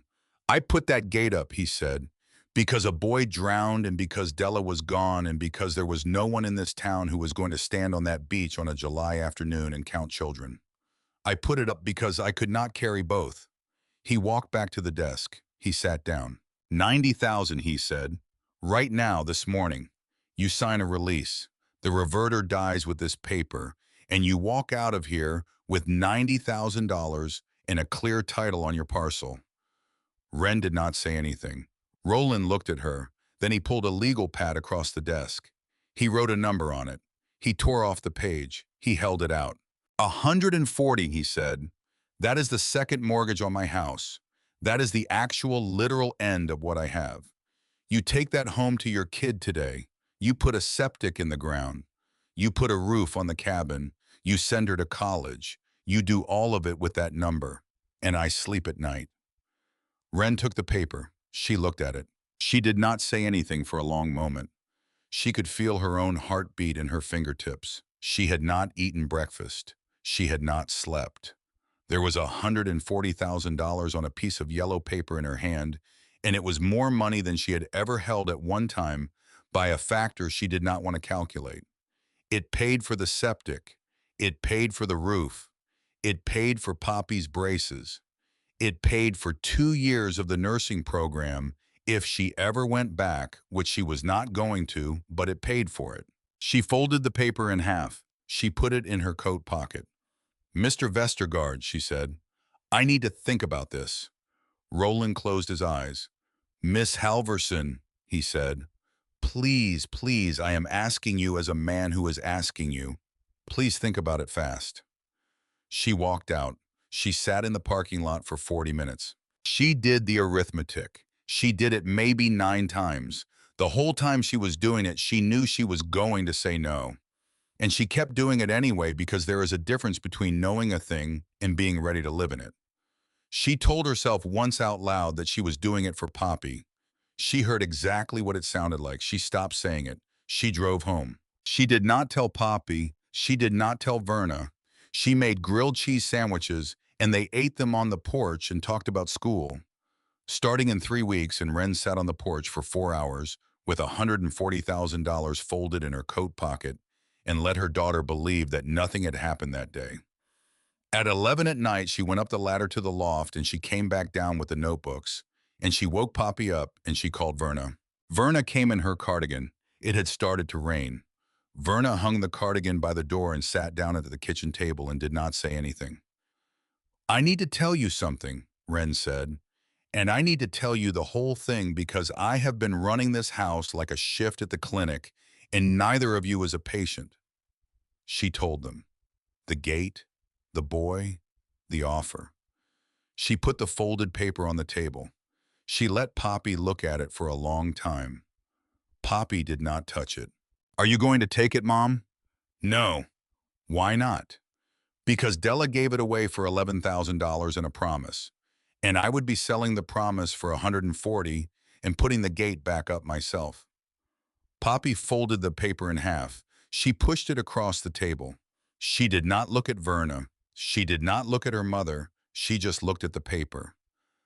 "Okay," she said. She sat there in her sweatshirt with her hair flat on one side and pulled the 1996 notebook over and opened it to the back. "Mom," she said, "how many names are on the last page?" Wren leaned over. "6, Wren said. And then she just stopped. "Yes, because she got sick." "Yes." Poppy ran her thumb down the column and stopped at the bottom of the 6 names. The ruled lines went on and on with nothing written on them. She had left almost the whole page. "She thought she was coming back in June," Poppy said. Verna sat with that. "If somebody started it up again," Poppy said, "would that go in this book or a new one?" Wren looked at her daughter. "I don't know. Because there is room in this one. That's all I'm saying. There is room." Grant came out on the last Sunday in August to pick up Poppy for the weekend, which he had done twice all summer. He walked down to the water first, which he always did, and stood looking at the boardwalk with his hands in his pockets. The open section was gone. What was left was the covered walkway, 60 feet of it, and the pilings running out to the base of the tower. He nudged a piling with his boot. "You did this yourself." Poppy stacked. "You could have just let the county do it. They would have billed you $3,200. They would have put it on the parcel. You would never have paid it. It would have sat there until November." "Grant, that is actually what I came out about." He said it the way a man says a thing he has been rehearsing. "I have been thinking. This place is going to eat you alive. The septic is $12,000 by itself. That is before you touch the roof and you are driving 80 miles a day." "Uh-huh." "I would take it back off you. 15,000. You would clear the assessment and walk away with 3 or 4 in your pocket, and you could get a real apartment in town before school starts." Wren watched a boat go across the far end of the lake. "Who told you to offer me 15 grand?" His face did nothing. It did not do anything for 2 full seconds. That was how she knew. "Nobody told me anything," he said. "Is your guy Roland Vestergaard?" He did not answer fast enough. "He mentioned it twice, maybe. He mentioned it to everybody on this side of the water, Grant. It is not a secret. He has been buying frontage since the crash." What is he paying you? 2,000. So you would make $2,000 for putting me under contract before the sale. I would take it off your hands, Wren. That is not the same thing. Grant, go home. I will call you in the morning. Do not come here again until I do. He looked at her for a long moment. I went to the truck. He got Poppy. He took her into town for pizza and brought her back at 8, and he did not come inside. That night after Poppy had gone up, Wren opened the 1988 notebook. She had been putting off looking at it for 3 days. She sat at the table with the lantern low and turned to the June pages. She found it on the second one. Grant Ashby, 9 years old, the 21st of June, 1988, will not put his face in, and cries about it and comes back anyway. 11 days running. On the 12th day, he swam to the raft and would not come in for supper. Wren read it 4 times. Then she went up to the top of the driveway in her socks in the dark, to the one spot with a bar of service, and she called him. He picked up on the 4th ring. There was a television going somewhere behind him. He said her name like a question. Grant? Yes. Come out in the morning. Wren, it is 10:30 at night. What is going on? I am holding a book with your name in it. The television behind him went off. What book? Come out in the morning. She hung up. She had never once in 18 years hung up on him. I was in the driveway at 7. He had not shaved. He was driving the shop truck, not the good one. He came up the porch steps, and he stopped because Wren had laid 4 notebooks out on the porch table. 1961, 1974, 1988, 1996. Sit. He sat. She turned the 1988 one around and put her finger on the line. She did not read it to him. Grant Ashby in his shop truck jacket at 45 years old, in the gray morning light on the porch of a cabin his father had bought at a tax sale, and never once cut the grass of leaned over the porch table, and he read it himself. He got about halfway through. He put his hand over his mouth.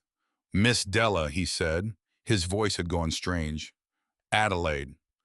Everybody called her Miss Della, Wren said. She had a raft, Grant said through his fingers. She had a raft out past the drop-off. She had a whistle she kept in her teeth. She gave you a stick of blackjack gum when you made the raft. I have the whistle. He sat back. He looked out at the water. He looked at the covered boardwalk. He looked at the tower. And Wren watched him understand where he was sitting, in the way a person understands sometimes that a room he has been in 100 times is not the room he thought. This is her place, he said. This is her place, Wren. I did not know that. Grant. I did not.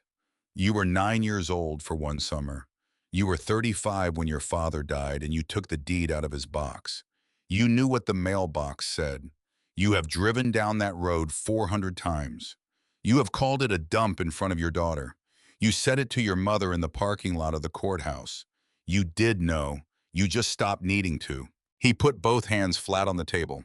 He bought it for $6,200, he said. In '98, I was at college. He called me. He said he had picked up a lake lot at the county sale. And I said, good for you, Dad. And I did not think about it again. I did not one time in 27 years put it together out loud. He shook his head slowly. Not one time. Roland Vestergaard offered you $2,000, Grant. Yes. To put me under contract before the sale. Yes, he has a loan closing in January. He wants the shoreline sewn up before the bank looks at it. Does your mother know? Grant looked at the table. My mother thinks I gave you a lake house, he said. Your mother thinks that because you let her. He was quiet for a long time. Yes, he said. I did. It was the first time in 2 years he had agreed with her about anything.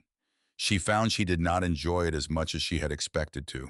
She put the 1971 agreement on the table on top of the notebook. She let him read it all the way through. It took him 4 minutes. At the end of it, he pushed his chair back from the table, and the sound the chair legs made on the boards was the only sound on the porch.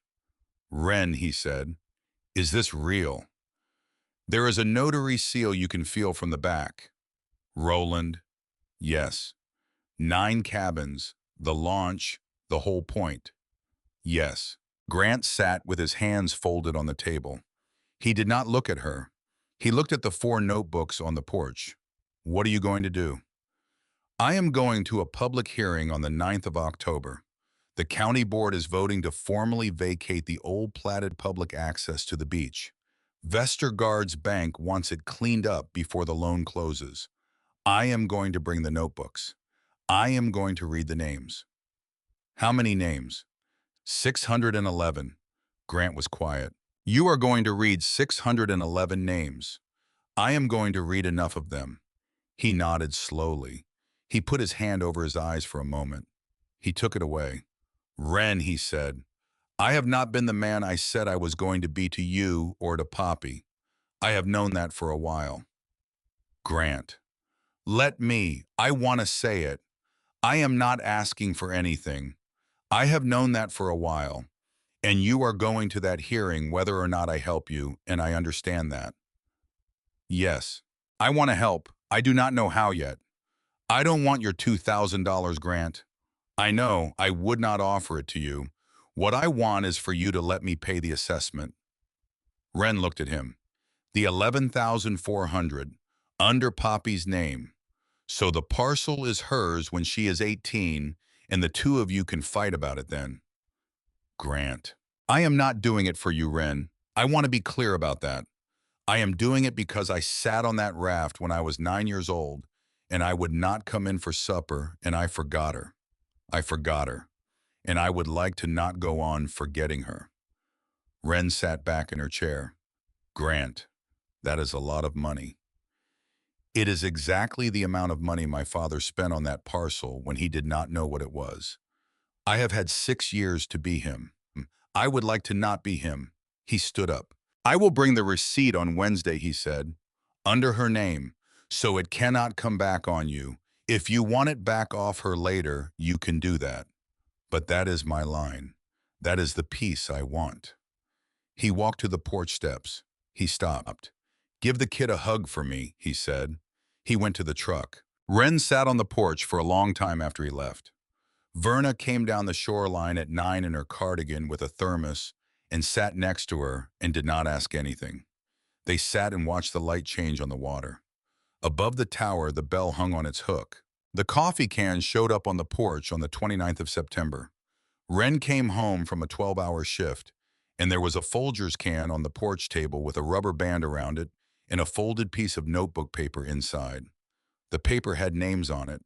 A pharmacist, the man who plowed her road, 2 of the women from the diner in town, Emmett and Emmett's wife whom Wren had never met. 14 names, $2,230. Wren sat down on the porch step and put the can in her lap. She cried for the first time since the courthouse in June. She was not proud of it, and she did not particularly try to stop. Verna came around the bend 15 minutes later with the flashlight on and did not say a word, just sat on the step beside her and put her hand on Wren's back and left it there. Grant brought the receipt on the 4th of October. Treasurer's office. Stamped. Parcel current paid in full. Under Poppy Halverson's name. He did not get out of the truck. He rolled down the window. He handed it to her. He nodded once. He backed down the driveway. Wren did not move for a full minute. The hearing was set for the 9th of October at 6 in the evening in the boardroom on the first floor of the courthouse. Wren spent the week before it not sleeping. Verna came over almost every night. Poppy carried the notebooks from the loft to the kitchen table and back to the loft and organized them and reorganized them and eventually put them in a plastic milk crate with a folded dish towel on top so nothing got bent. Emmett came out on the Tuesday before in his pickup with a shoebox of photographs. 11 of them, all dated 18th of June 2009. The gate, the chain, the sign. 2 of the crowd standing at the road. Everyone's name on the back in ballpoint. I take pictures of things that make me mad, Emmett said. Always have. Ask my wife. He gave Wren the shoebox. He also gave her a folded photocopy of a newspaper column, 1 column wide, 4 inches long, with a photograph of the chain. It was the only thing the paper had run about the gate at the time. Not much, he said. It's enough. He looked at her. Miss Halverson. Wren. Wren, I am going to be at that hearing. Emmett, you do not have to. I know I do not have to. You have not been in a public room in this county in a long time. 29 years. You do not have to come, Emmett. He looked at his shoes. Wren, he said, I sat on a raft for 64 years. I am going to come to this hearing. That is the whole of it. Verna spent the last week in the library. She was not employed there anymore, but she had a key and she had 34 years of goodwill, and she knew where to look. On the 7th of October at 4 in the afternoon, she came up the porch steps at the cabin with a manila envelope, and she set it on the table. Wren, she said, open it. Inside was a folded sheet of onion skin paper, yellowed, fragile. Wren opened it carefully. It was a drawing. An elevation, a tower, 35 feet tall, foundation of fieldstone, frame of cedar, a lantern housing at the top, a bell mounted under the eaves, a wraparound rail, and in the corner in a small square hand in pencil was written Winslow A., April 15, 1963. She drew it, Wren said. She drew it, she signed it, she dated it, and she filed a copy at the county library along with a note requesting that the plans be preserved because she believed that in 100 years someone might want to build another one, and because a plan on file was a plan not lost. The librarian in 1963 was a woman named Doris Krieger, who was my mother's aunt. She kept the plans. They have been in a box in the third stack for 63 years. Nobody has ever asked for them, not once. Wren sat down. Verna, yes. She built this. She built this by herself. She wanted somebody to know. She wanted somebody to know. They stood at the porch table together and looked at the drawing. Bring it to the hearing, Verna said. Bring all of it. Bring the notebooks. Bring the letter. Bring the agreement. Bring the photographs. Bring the drawing. Read the names. The hearing was on Wednesday. Wren was ready by 5. She wore a plain skirt and a sweater the color of oatmeal, which Verna had given her on Monday because they were the same size, and Verna had insisted, and she wore her hair down, and she carried the milk crate into the courthouse at 10 to 6 with Poppy holding one handle. Verna walked behind them. Emmett was already in the second row with his cap on his knee, and he stood up when they came in and sat down again. There were maybe 40 people in the folding chairs, which was 38 more than usually came to a Wednesday vacation hearing. Wren did not know most of them. Verna knew all of them. Roland Vestergaard was at the front table with his lawyer. He turned when Wren came in, and then he turned back. The chair opened the hearing at 6 sharp. He read the petition, which was to formally vacate the platted public access along the north side of the point, an item on the county roll since 1936 that had been dormant since 2009, and which the resort's lender wanted formally cleared before the closing of a refinance in January. Any public comment, the chair said, for or against the petition? Wren stood up. Wren Halverson, parcel 42 on the Point Road. She walked to the podium with the milk crate. She set it on the table in front of the board. There was a microphone. She adjusted it up. Ma'am, the chair said, this is a hearing on a petition to vacate a platted access. I know what it is on. Then I would ask you to speak to the petition. I am going to. This will take about 11 minutes. The board members glanced at each other. There were 5 men and 2 women at that table, and every one of them had been on it long enough to know that the fastest way through a public comment is through it. They sat back. Wren reached into the crate and took out the first notebook. She opened it to the first page. Bernice Aldridge, she read. 8 years old. The 19th of June, 1961. Afraid of weeds. Would only go in where she could see her feet. Walked out to her waist on the 3rd day and would not stop grinning. Somebody in the 4th row made a small sound. Rudy Aldred, 10 years old. Same day. Can already swim. Showing off. Sent him to the raft twice to get him out of my hair. Dolores Feige, 7 years old. The 22nd of June. Will not put her face in. Do not push her. Marlon Gerdes, 11 years old, same day, strong, reckless, told him twice about the drop-off. Kathleen Nowak, 9 years old, the 29th of June, 1961, cried the first day and the second day and the third day. On the fourth day, she swam to the rope. Wren read the whole summer of 1961. Then she set the book down and picked up the next one, and she read the summer of 1962. And when she got to the 11th of July, she paused. Aloysius Ostberg, 9 years old, the 11th of July, 1962, terrified of the drop-off. Big for his age and it does him no good. Will not go past the second piling. Came back every day anyway. On the ninth day, he swam to the raft, and I had to holler at him to come in for supper. Emmett Osberg in the second row put his cap over his eyes.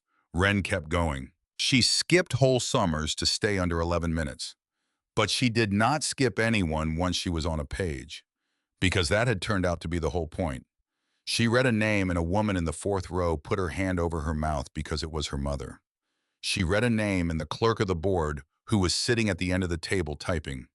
The minute stopped typing for 4 or 5 seconds and then started again because it was her husband. She got to 1968. Wendell Thorsgaard, 9 years old, the 8th of July, 1968. Very small for his age. Cried the first day. Cried the second day. Would not put his face in. On the ninth day, he swam to the raft with his eyes shut, and when he came out, he sat on the beach for an hour and would not look at anyone. Verna in the front row folded her hands in her lap. She did not put them over her face, she just folded them. Her eyes did not leave the woman at the podium who was reading her father's name in her father's county for the first time in 58 years. Wren skipped to 1974. Roland Vestergaard, 7 years old, the 3rd of July, 1974, would not let go of the rope. Not scared, stubborn, told him he could hold the rope as long as he liked, and he held it for 6 days. On the 7th, he let go on his own, and I did not say one word about it. Nobody in the room moved. Roland Vestergaard sat at the front table beside his lawyer, and his eyes were closed and his jaw was set and his hands were folded. Wren finished the page. She closed the book. She put her hand flat on the stack. 611, she said. That is the count. My daughter did it twice. 111 children in this county from 1961 to 1996. Learned to swim off a dock belonging to a 4th grade teacher named Adelaide Winslow, who never charged a child a dime. She built the tower herself in 4 summers, from 1963 to 1966. I have the drawing. She signed it. It is dated the 15th of April, 1963. It has been in the 3rd stack of the county library for 63 years. She lifted the drawing out of the crate and set it on the table. She was buried in 1997 in February with a metal marker the size of a postcard and no service. When she died, the paper gave her 4 sentences. The last one said, "There are no survivors." Wren looked down the board table. There were 611 survivors. Some of you in this room are them. The board chair had his hands folded now. I am not here about 11 acres, Wren said. I could be. I have a paper in my pocket that says I am. I am here because a woman spent 36 summers making sure this county's children came back up out of the water. And 11 years after she stopped, one of them didn't. Because nobody picked up what she put down. Roland's lawyer started to stand. Mr. Chairman, I would object to the— Sit down, Denny, the chair said. The whole room heard it. The lawyer sat, because the chair had not said Mr. He had said Denny, and Denny was the name of a boy who had been 11 years old in the summer of 2008, and half the county had spent the better part of 2 decades being very careful not to say it. That had been the whole trouble. That had been the whole silence. It got very quiet. Wren took the agreement out of her coat. The original, blue-backed cover, notary seal you could feel from the back. She held it up so the room could see it. She set it on the table in front of the board. That is a covenant from 1971, she said. Signed by Halvard Vestergaard, notarized by his own attorney.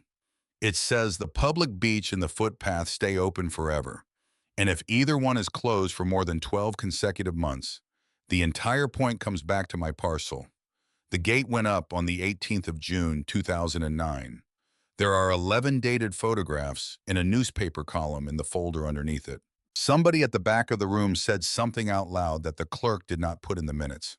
I am not going to enforce it, Wren said. Roland's head came up. I will sign it away, she said, permanently, recorded so it never comes back on him or his kids or anybody who buys the resort off him in 30 years. I will do that this week. She put her hand on the papers. For 3 things. Let us hear them, the chair said. 1, the county keeps the public access. Do not vacate it. Recorded as a permanent public easement 20 feet wide from the town road to the water in Adelaide. Winslow's name so that this cannot happen again by accident. 2, the beach reopens with somebody watching it. The resort funds 10 weeks of free swimming lessons every summer for any child in this county. 2 instructors certified on the payroll. Not a donation, a line item. 3, she stopped for a second. She gets a stone, a real one, with her name spelled right and the dates on 1 line and 1 sentence under it that says what she did. I do not care who pays for it. I will pay for it. And one more thing, that is not a condition, but I am going to say it. The lighthouse at the end of my dock was built by Adelaide Winslow with her own hands over 4 summers from 1963 to 1966. She was the first single woman in this county to hold a deed in her own name. She built the tallest structure any woman had built in Millbrook County up to that year, and she may well be the tallest one still. I would like the state to recognize it. I have the drawing. I have the letter. I have the notebooks. I am asking you to help me get it listed on the Michigan Register of Historic Sites in her name, so that no matter what happens to the resort, and to me, and to my daughter, and to this county that tower stands, and it stands as hers. She sat down. The chair looked at Roland's lawyer. Would you like to respond, Denny? The lawyer began. We will need to review. Roland put his hand on his lawyer's arm. He stood up. He did not go to the microphone. He turned around and he faced the room, which is not a thing people do at those meetings. Denny Whitaker, he said. His voice broke on the second word. He waited. He went on. His name was Denny Whitaker. He was 11 years old. He drowned 400 feet from where I am standing on the 11th of August, 2008. And I have not said his name out loud in a public room in this county one time in 16 years because I was afraid of a lawsuit, of a carrier, of my own bank. That is the whole reason. That is the whole reason. He looked at the floor. I put that gate up because my carrier told me to, and I have let this county think I did it because I was greedy, because that was easier than saying this out loud. He turned back toward the board. I will fund the lessons. 2 instructors, 10 weeks, certified, on the payroll of the resort as a permanent line item in my books from the summer of next year until I am dead. And after that, in the operating agreement of the LLC in perpetuity, or I will sell the resort. And I will put it in writing before I leave this building. I do not need to think about it. I have been thinking about it for 16 years. He sat down. The chair took the vote, 5-2. The 2 who voted against it were not villains. One of them said honestly that he did not think the county should be recording easements based on a document that had been hidden in a foundation, and he had a point, and he shook Wren's hand in the parking lot afterward and told her so. His name was Otis Trimble, and he had been on the board 18 years, and he had learned to swim off Della's dock in the summer of 1963, and he did not put that in the record, but he told Wren that too in the parking lot with his hand on her elbow quietly before he walked to his car. The paperwork took until the middle of December. She signed the release on a Tuesday at the office of a woman 2 hours south who took the case for $400 and would not take more, and who capped her pen after the signature and said, Miss Halverson, I want to be sure you understand what you just gave up. I understand it. That reverter on that ground. I ran the numbers for my own curiosity, between 2.8 and 3.1 million. I know. The lawyer looked at her for a long time. "I have been doing this work 26 years," she said. "That is the first time I have ever watched somebody do that on purpose." Wren said nothing. She drove home. It took 2 hours. She drove with the radio off. She thought about a great many things. She thought about Della, aged 29 in the summer of 1963, standing on a stack of cedar boards at the base of a tower that did not yet exist, with a plan drawn in her own hand and a hammer in her other. She thought about Verna's father, aged 9, with his eyes shut, swimming to a raft. She thought about Emmett, age 73, who was still 9 and who was still hoping she meant it when she said supper. She thought about Grant, age 45, who had been 9 for one summer and had spent the rest of his life pretending he had not. She thought about Roland, aged 58, who had held onto a rope for 6 days. She thought about her daughter who could not swim. Winter came in hard the first week of December. The road washed out again in the January thaw, and Wren bought $400 of crushed rock and a shovel and fixed it herself over 2 weekends with Emmett's tractor. She started the water safety instructor course in the second week of January. It ran Tuesday nights at the community college. 16 weeks, $290. The building was on the north side of campus. The first night she sat down in a classroom on the second floor and realized that it was 4 doors down from the room in which she had walked out of an anatomy class in October of 2013, 30 years old, in 3 weeks pregnant, certain she would be back. She was 43. She had not been back in 13 years. She did not make anything of it. She got her book out. She got a pen. The stone went in on the 14th of April when the ground thawed. It cost $860, and the coffee can paid for most of it. Emmett's brother-in-law hauled it to the cemetery on a flatbed and set it with a borrowed skid loader. Adelaide M. Winslow, 1934 to 1997. She taught 611 children to swim.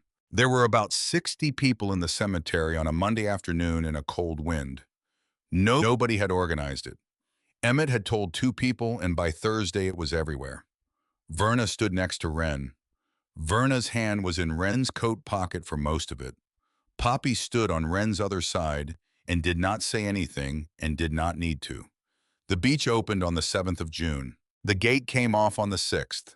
Roland's maintenance crew took the posts out with a chain and the resort's own tractor, and the concrete plugs came up with them, and Emmett loaded the whole thing, chain and sign and posts, into the bed of his truck and drove it to the scrapyard in Traverse City.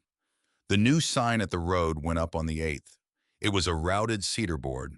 It said Public Swimming Beach, and under that, in smaller letters, Winslow Access.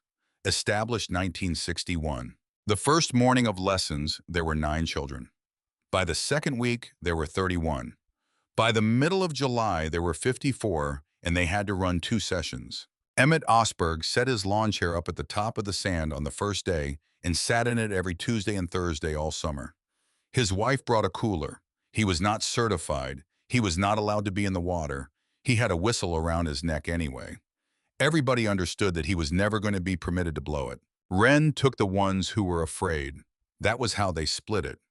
The other 2 instructors were college kids, 20 and 22, fast and cheerful and good, with the ones who were already halfway there.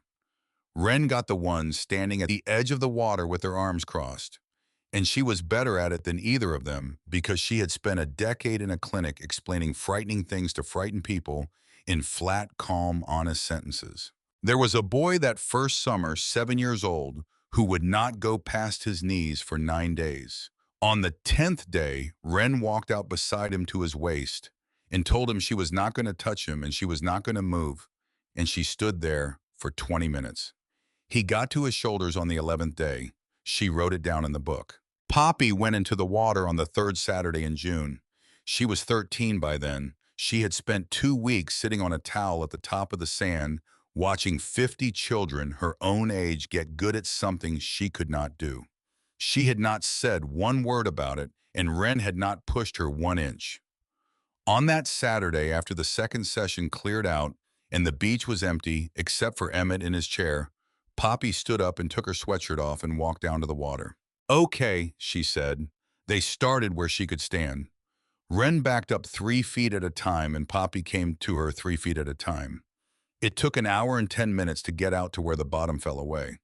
And then Poppy stopped. The new raft was 30 feet out. Emmett and 2 men from the lodge had built it in May from the drawing in the back of the 1978 notebook. 4 barrels and a plank deck. It sat in the same place the old one had. I can't see the bottom, Poppy said. No. How deep is it? 11 feet. Then it goes to 20. That is not helping. You asked. Poppy stood in the water up to her chest with her hands out flat on the surface. How far is it? 30 feet. Yes. 9 strokes for you. Maybe 10. Yes. What if I stop? You will not. But what if I do? Then I am 4 feet behind you and I will put my hand under you. Mom. Yes. You do not have to be brave the whole way, just to the next thing you can touch. Poppy looked at this raft. She put her face in the water. She went. She was not graceful about it. She swam with her head too high and her legs too low. She took 13 strokes instead of 9.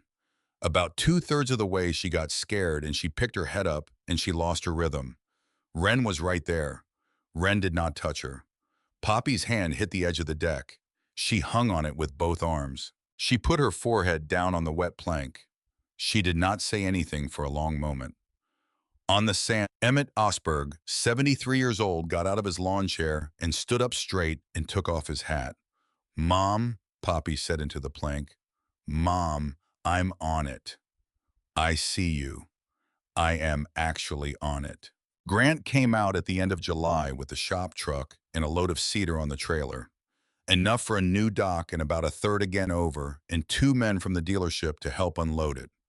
He did not come down to the water. He stacked it on the bank with the stickers between the courses so it would dry right. And he shook Emmett's hand and he stood in the driveway for maybe 2 minutes. Poppy ran up from the beach, still wet, and hugged him, and he held on a second longer than he needed to. Then he got in the truck and left. That was all of it. Wren found that she was all right with that. There are things that do not need to be finished to be over. They put the new dock in over 3 weekends in August. Same 9 pilings cut fresh, same 3 cross beams. Wren set them herself with a level borrowed from the lodge. The septic went in the second week of September. $12,400 paid over 36 months at $180 a month. The roof would have to wait another year. She made her peace with that. On the last Saturday of the season, she brought the box down to the water. The 22 notebooks went back in it wrapped in fresh wax paper. The letter went in on top. She did not put the box under anything. She did not put it under the foundation of the tower. She put it on a shelf that Emmett built for her over the wood stove, where a person walking into that cabin would see it. She wanted it to be seen. The whistle did not go in the box. She hung it on a galvanized nail on the outside face of the last dock post on its bootlace at the end where the water gets cold because of the spring. Anybody teaching out there could reach it without getting out. Beside it, on a second nail in a bread bag with a rubber band around it, she hung the new notebook. It was the 1996 book, the one with 2/3 of the last page still empty, because Poppy had been right about there being room. The first line under the 6 names from that summer was written in June in a 13-year-old's handwriting because Wren had handed her the pen and told her to do it herself. Poppy Halverson, 13 years old, the 21st of June, would not look at the water for 2 weeks. 13 strokes to the raft and did not stop. Emmett came down at the end of that Saturday with 2 folding chairs. He and Wren sat on the new dock while the light went long across the water, and he asked her the question he had been sitting on all summer. Do you ever think about what you gave up? Every day for about a week, then it stopped. $3 million for a lake that was already paid for. Wren laughed at that. So did he. They were quiet for a while. You know what gets me, Wren? What? Everybody in this county called that place worthless for 27 years. Your husband said it. Your father-in-law believed it. And she had the whole thing sitting in the base of her own tower the entire time. They weren't lying, Emmett. They just didn't know what it was for. He nodded slowly. Worthless, he said, is just what people call a thing after they have forgotten what it was for. Out past the end of the dock 30 feet, Poppy was sitting on the raft with her feet in the water. She was not looking back at the bank. There was no reason for her to. Verna came down the shoreline in her cardigan at 7. She had brought a jar of coffee and 3 cups. She sat down on the boards next to Wren without saying anything and put a cup in Wren's hand and one in Emmett's. Verna, Wren said, I have been meaning to ask you something. Yes? You have been on this shoreline 27 years. Della's tower was a quarter-mile from your house the whole time. Why didn't you ever come and figure this out yourself? Verna smiled. She looked out at the water. Wren, she said, I was not the one Della was waiting for. You were. The whistle turned once on its lace in the evening air and went still. The bell above the tower, 35 feet up in the light of a Michigan evening at the end of a summer that had turned a woman named Wren Halverson into somebody her 12-year-old daughter no longer needed to lie to, hung on its hook. On its hook, patient, quiet, waiting for the wind.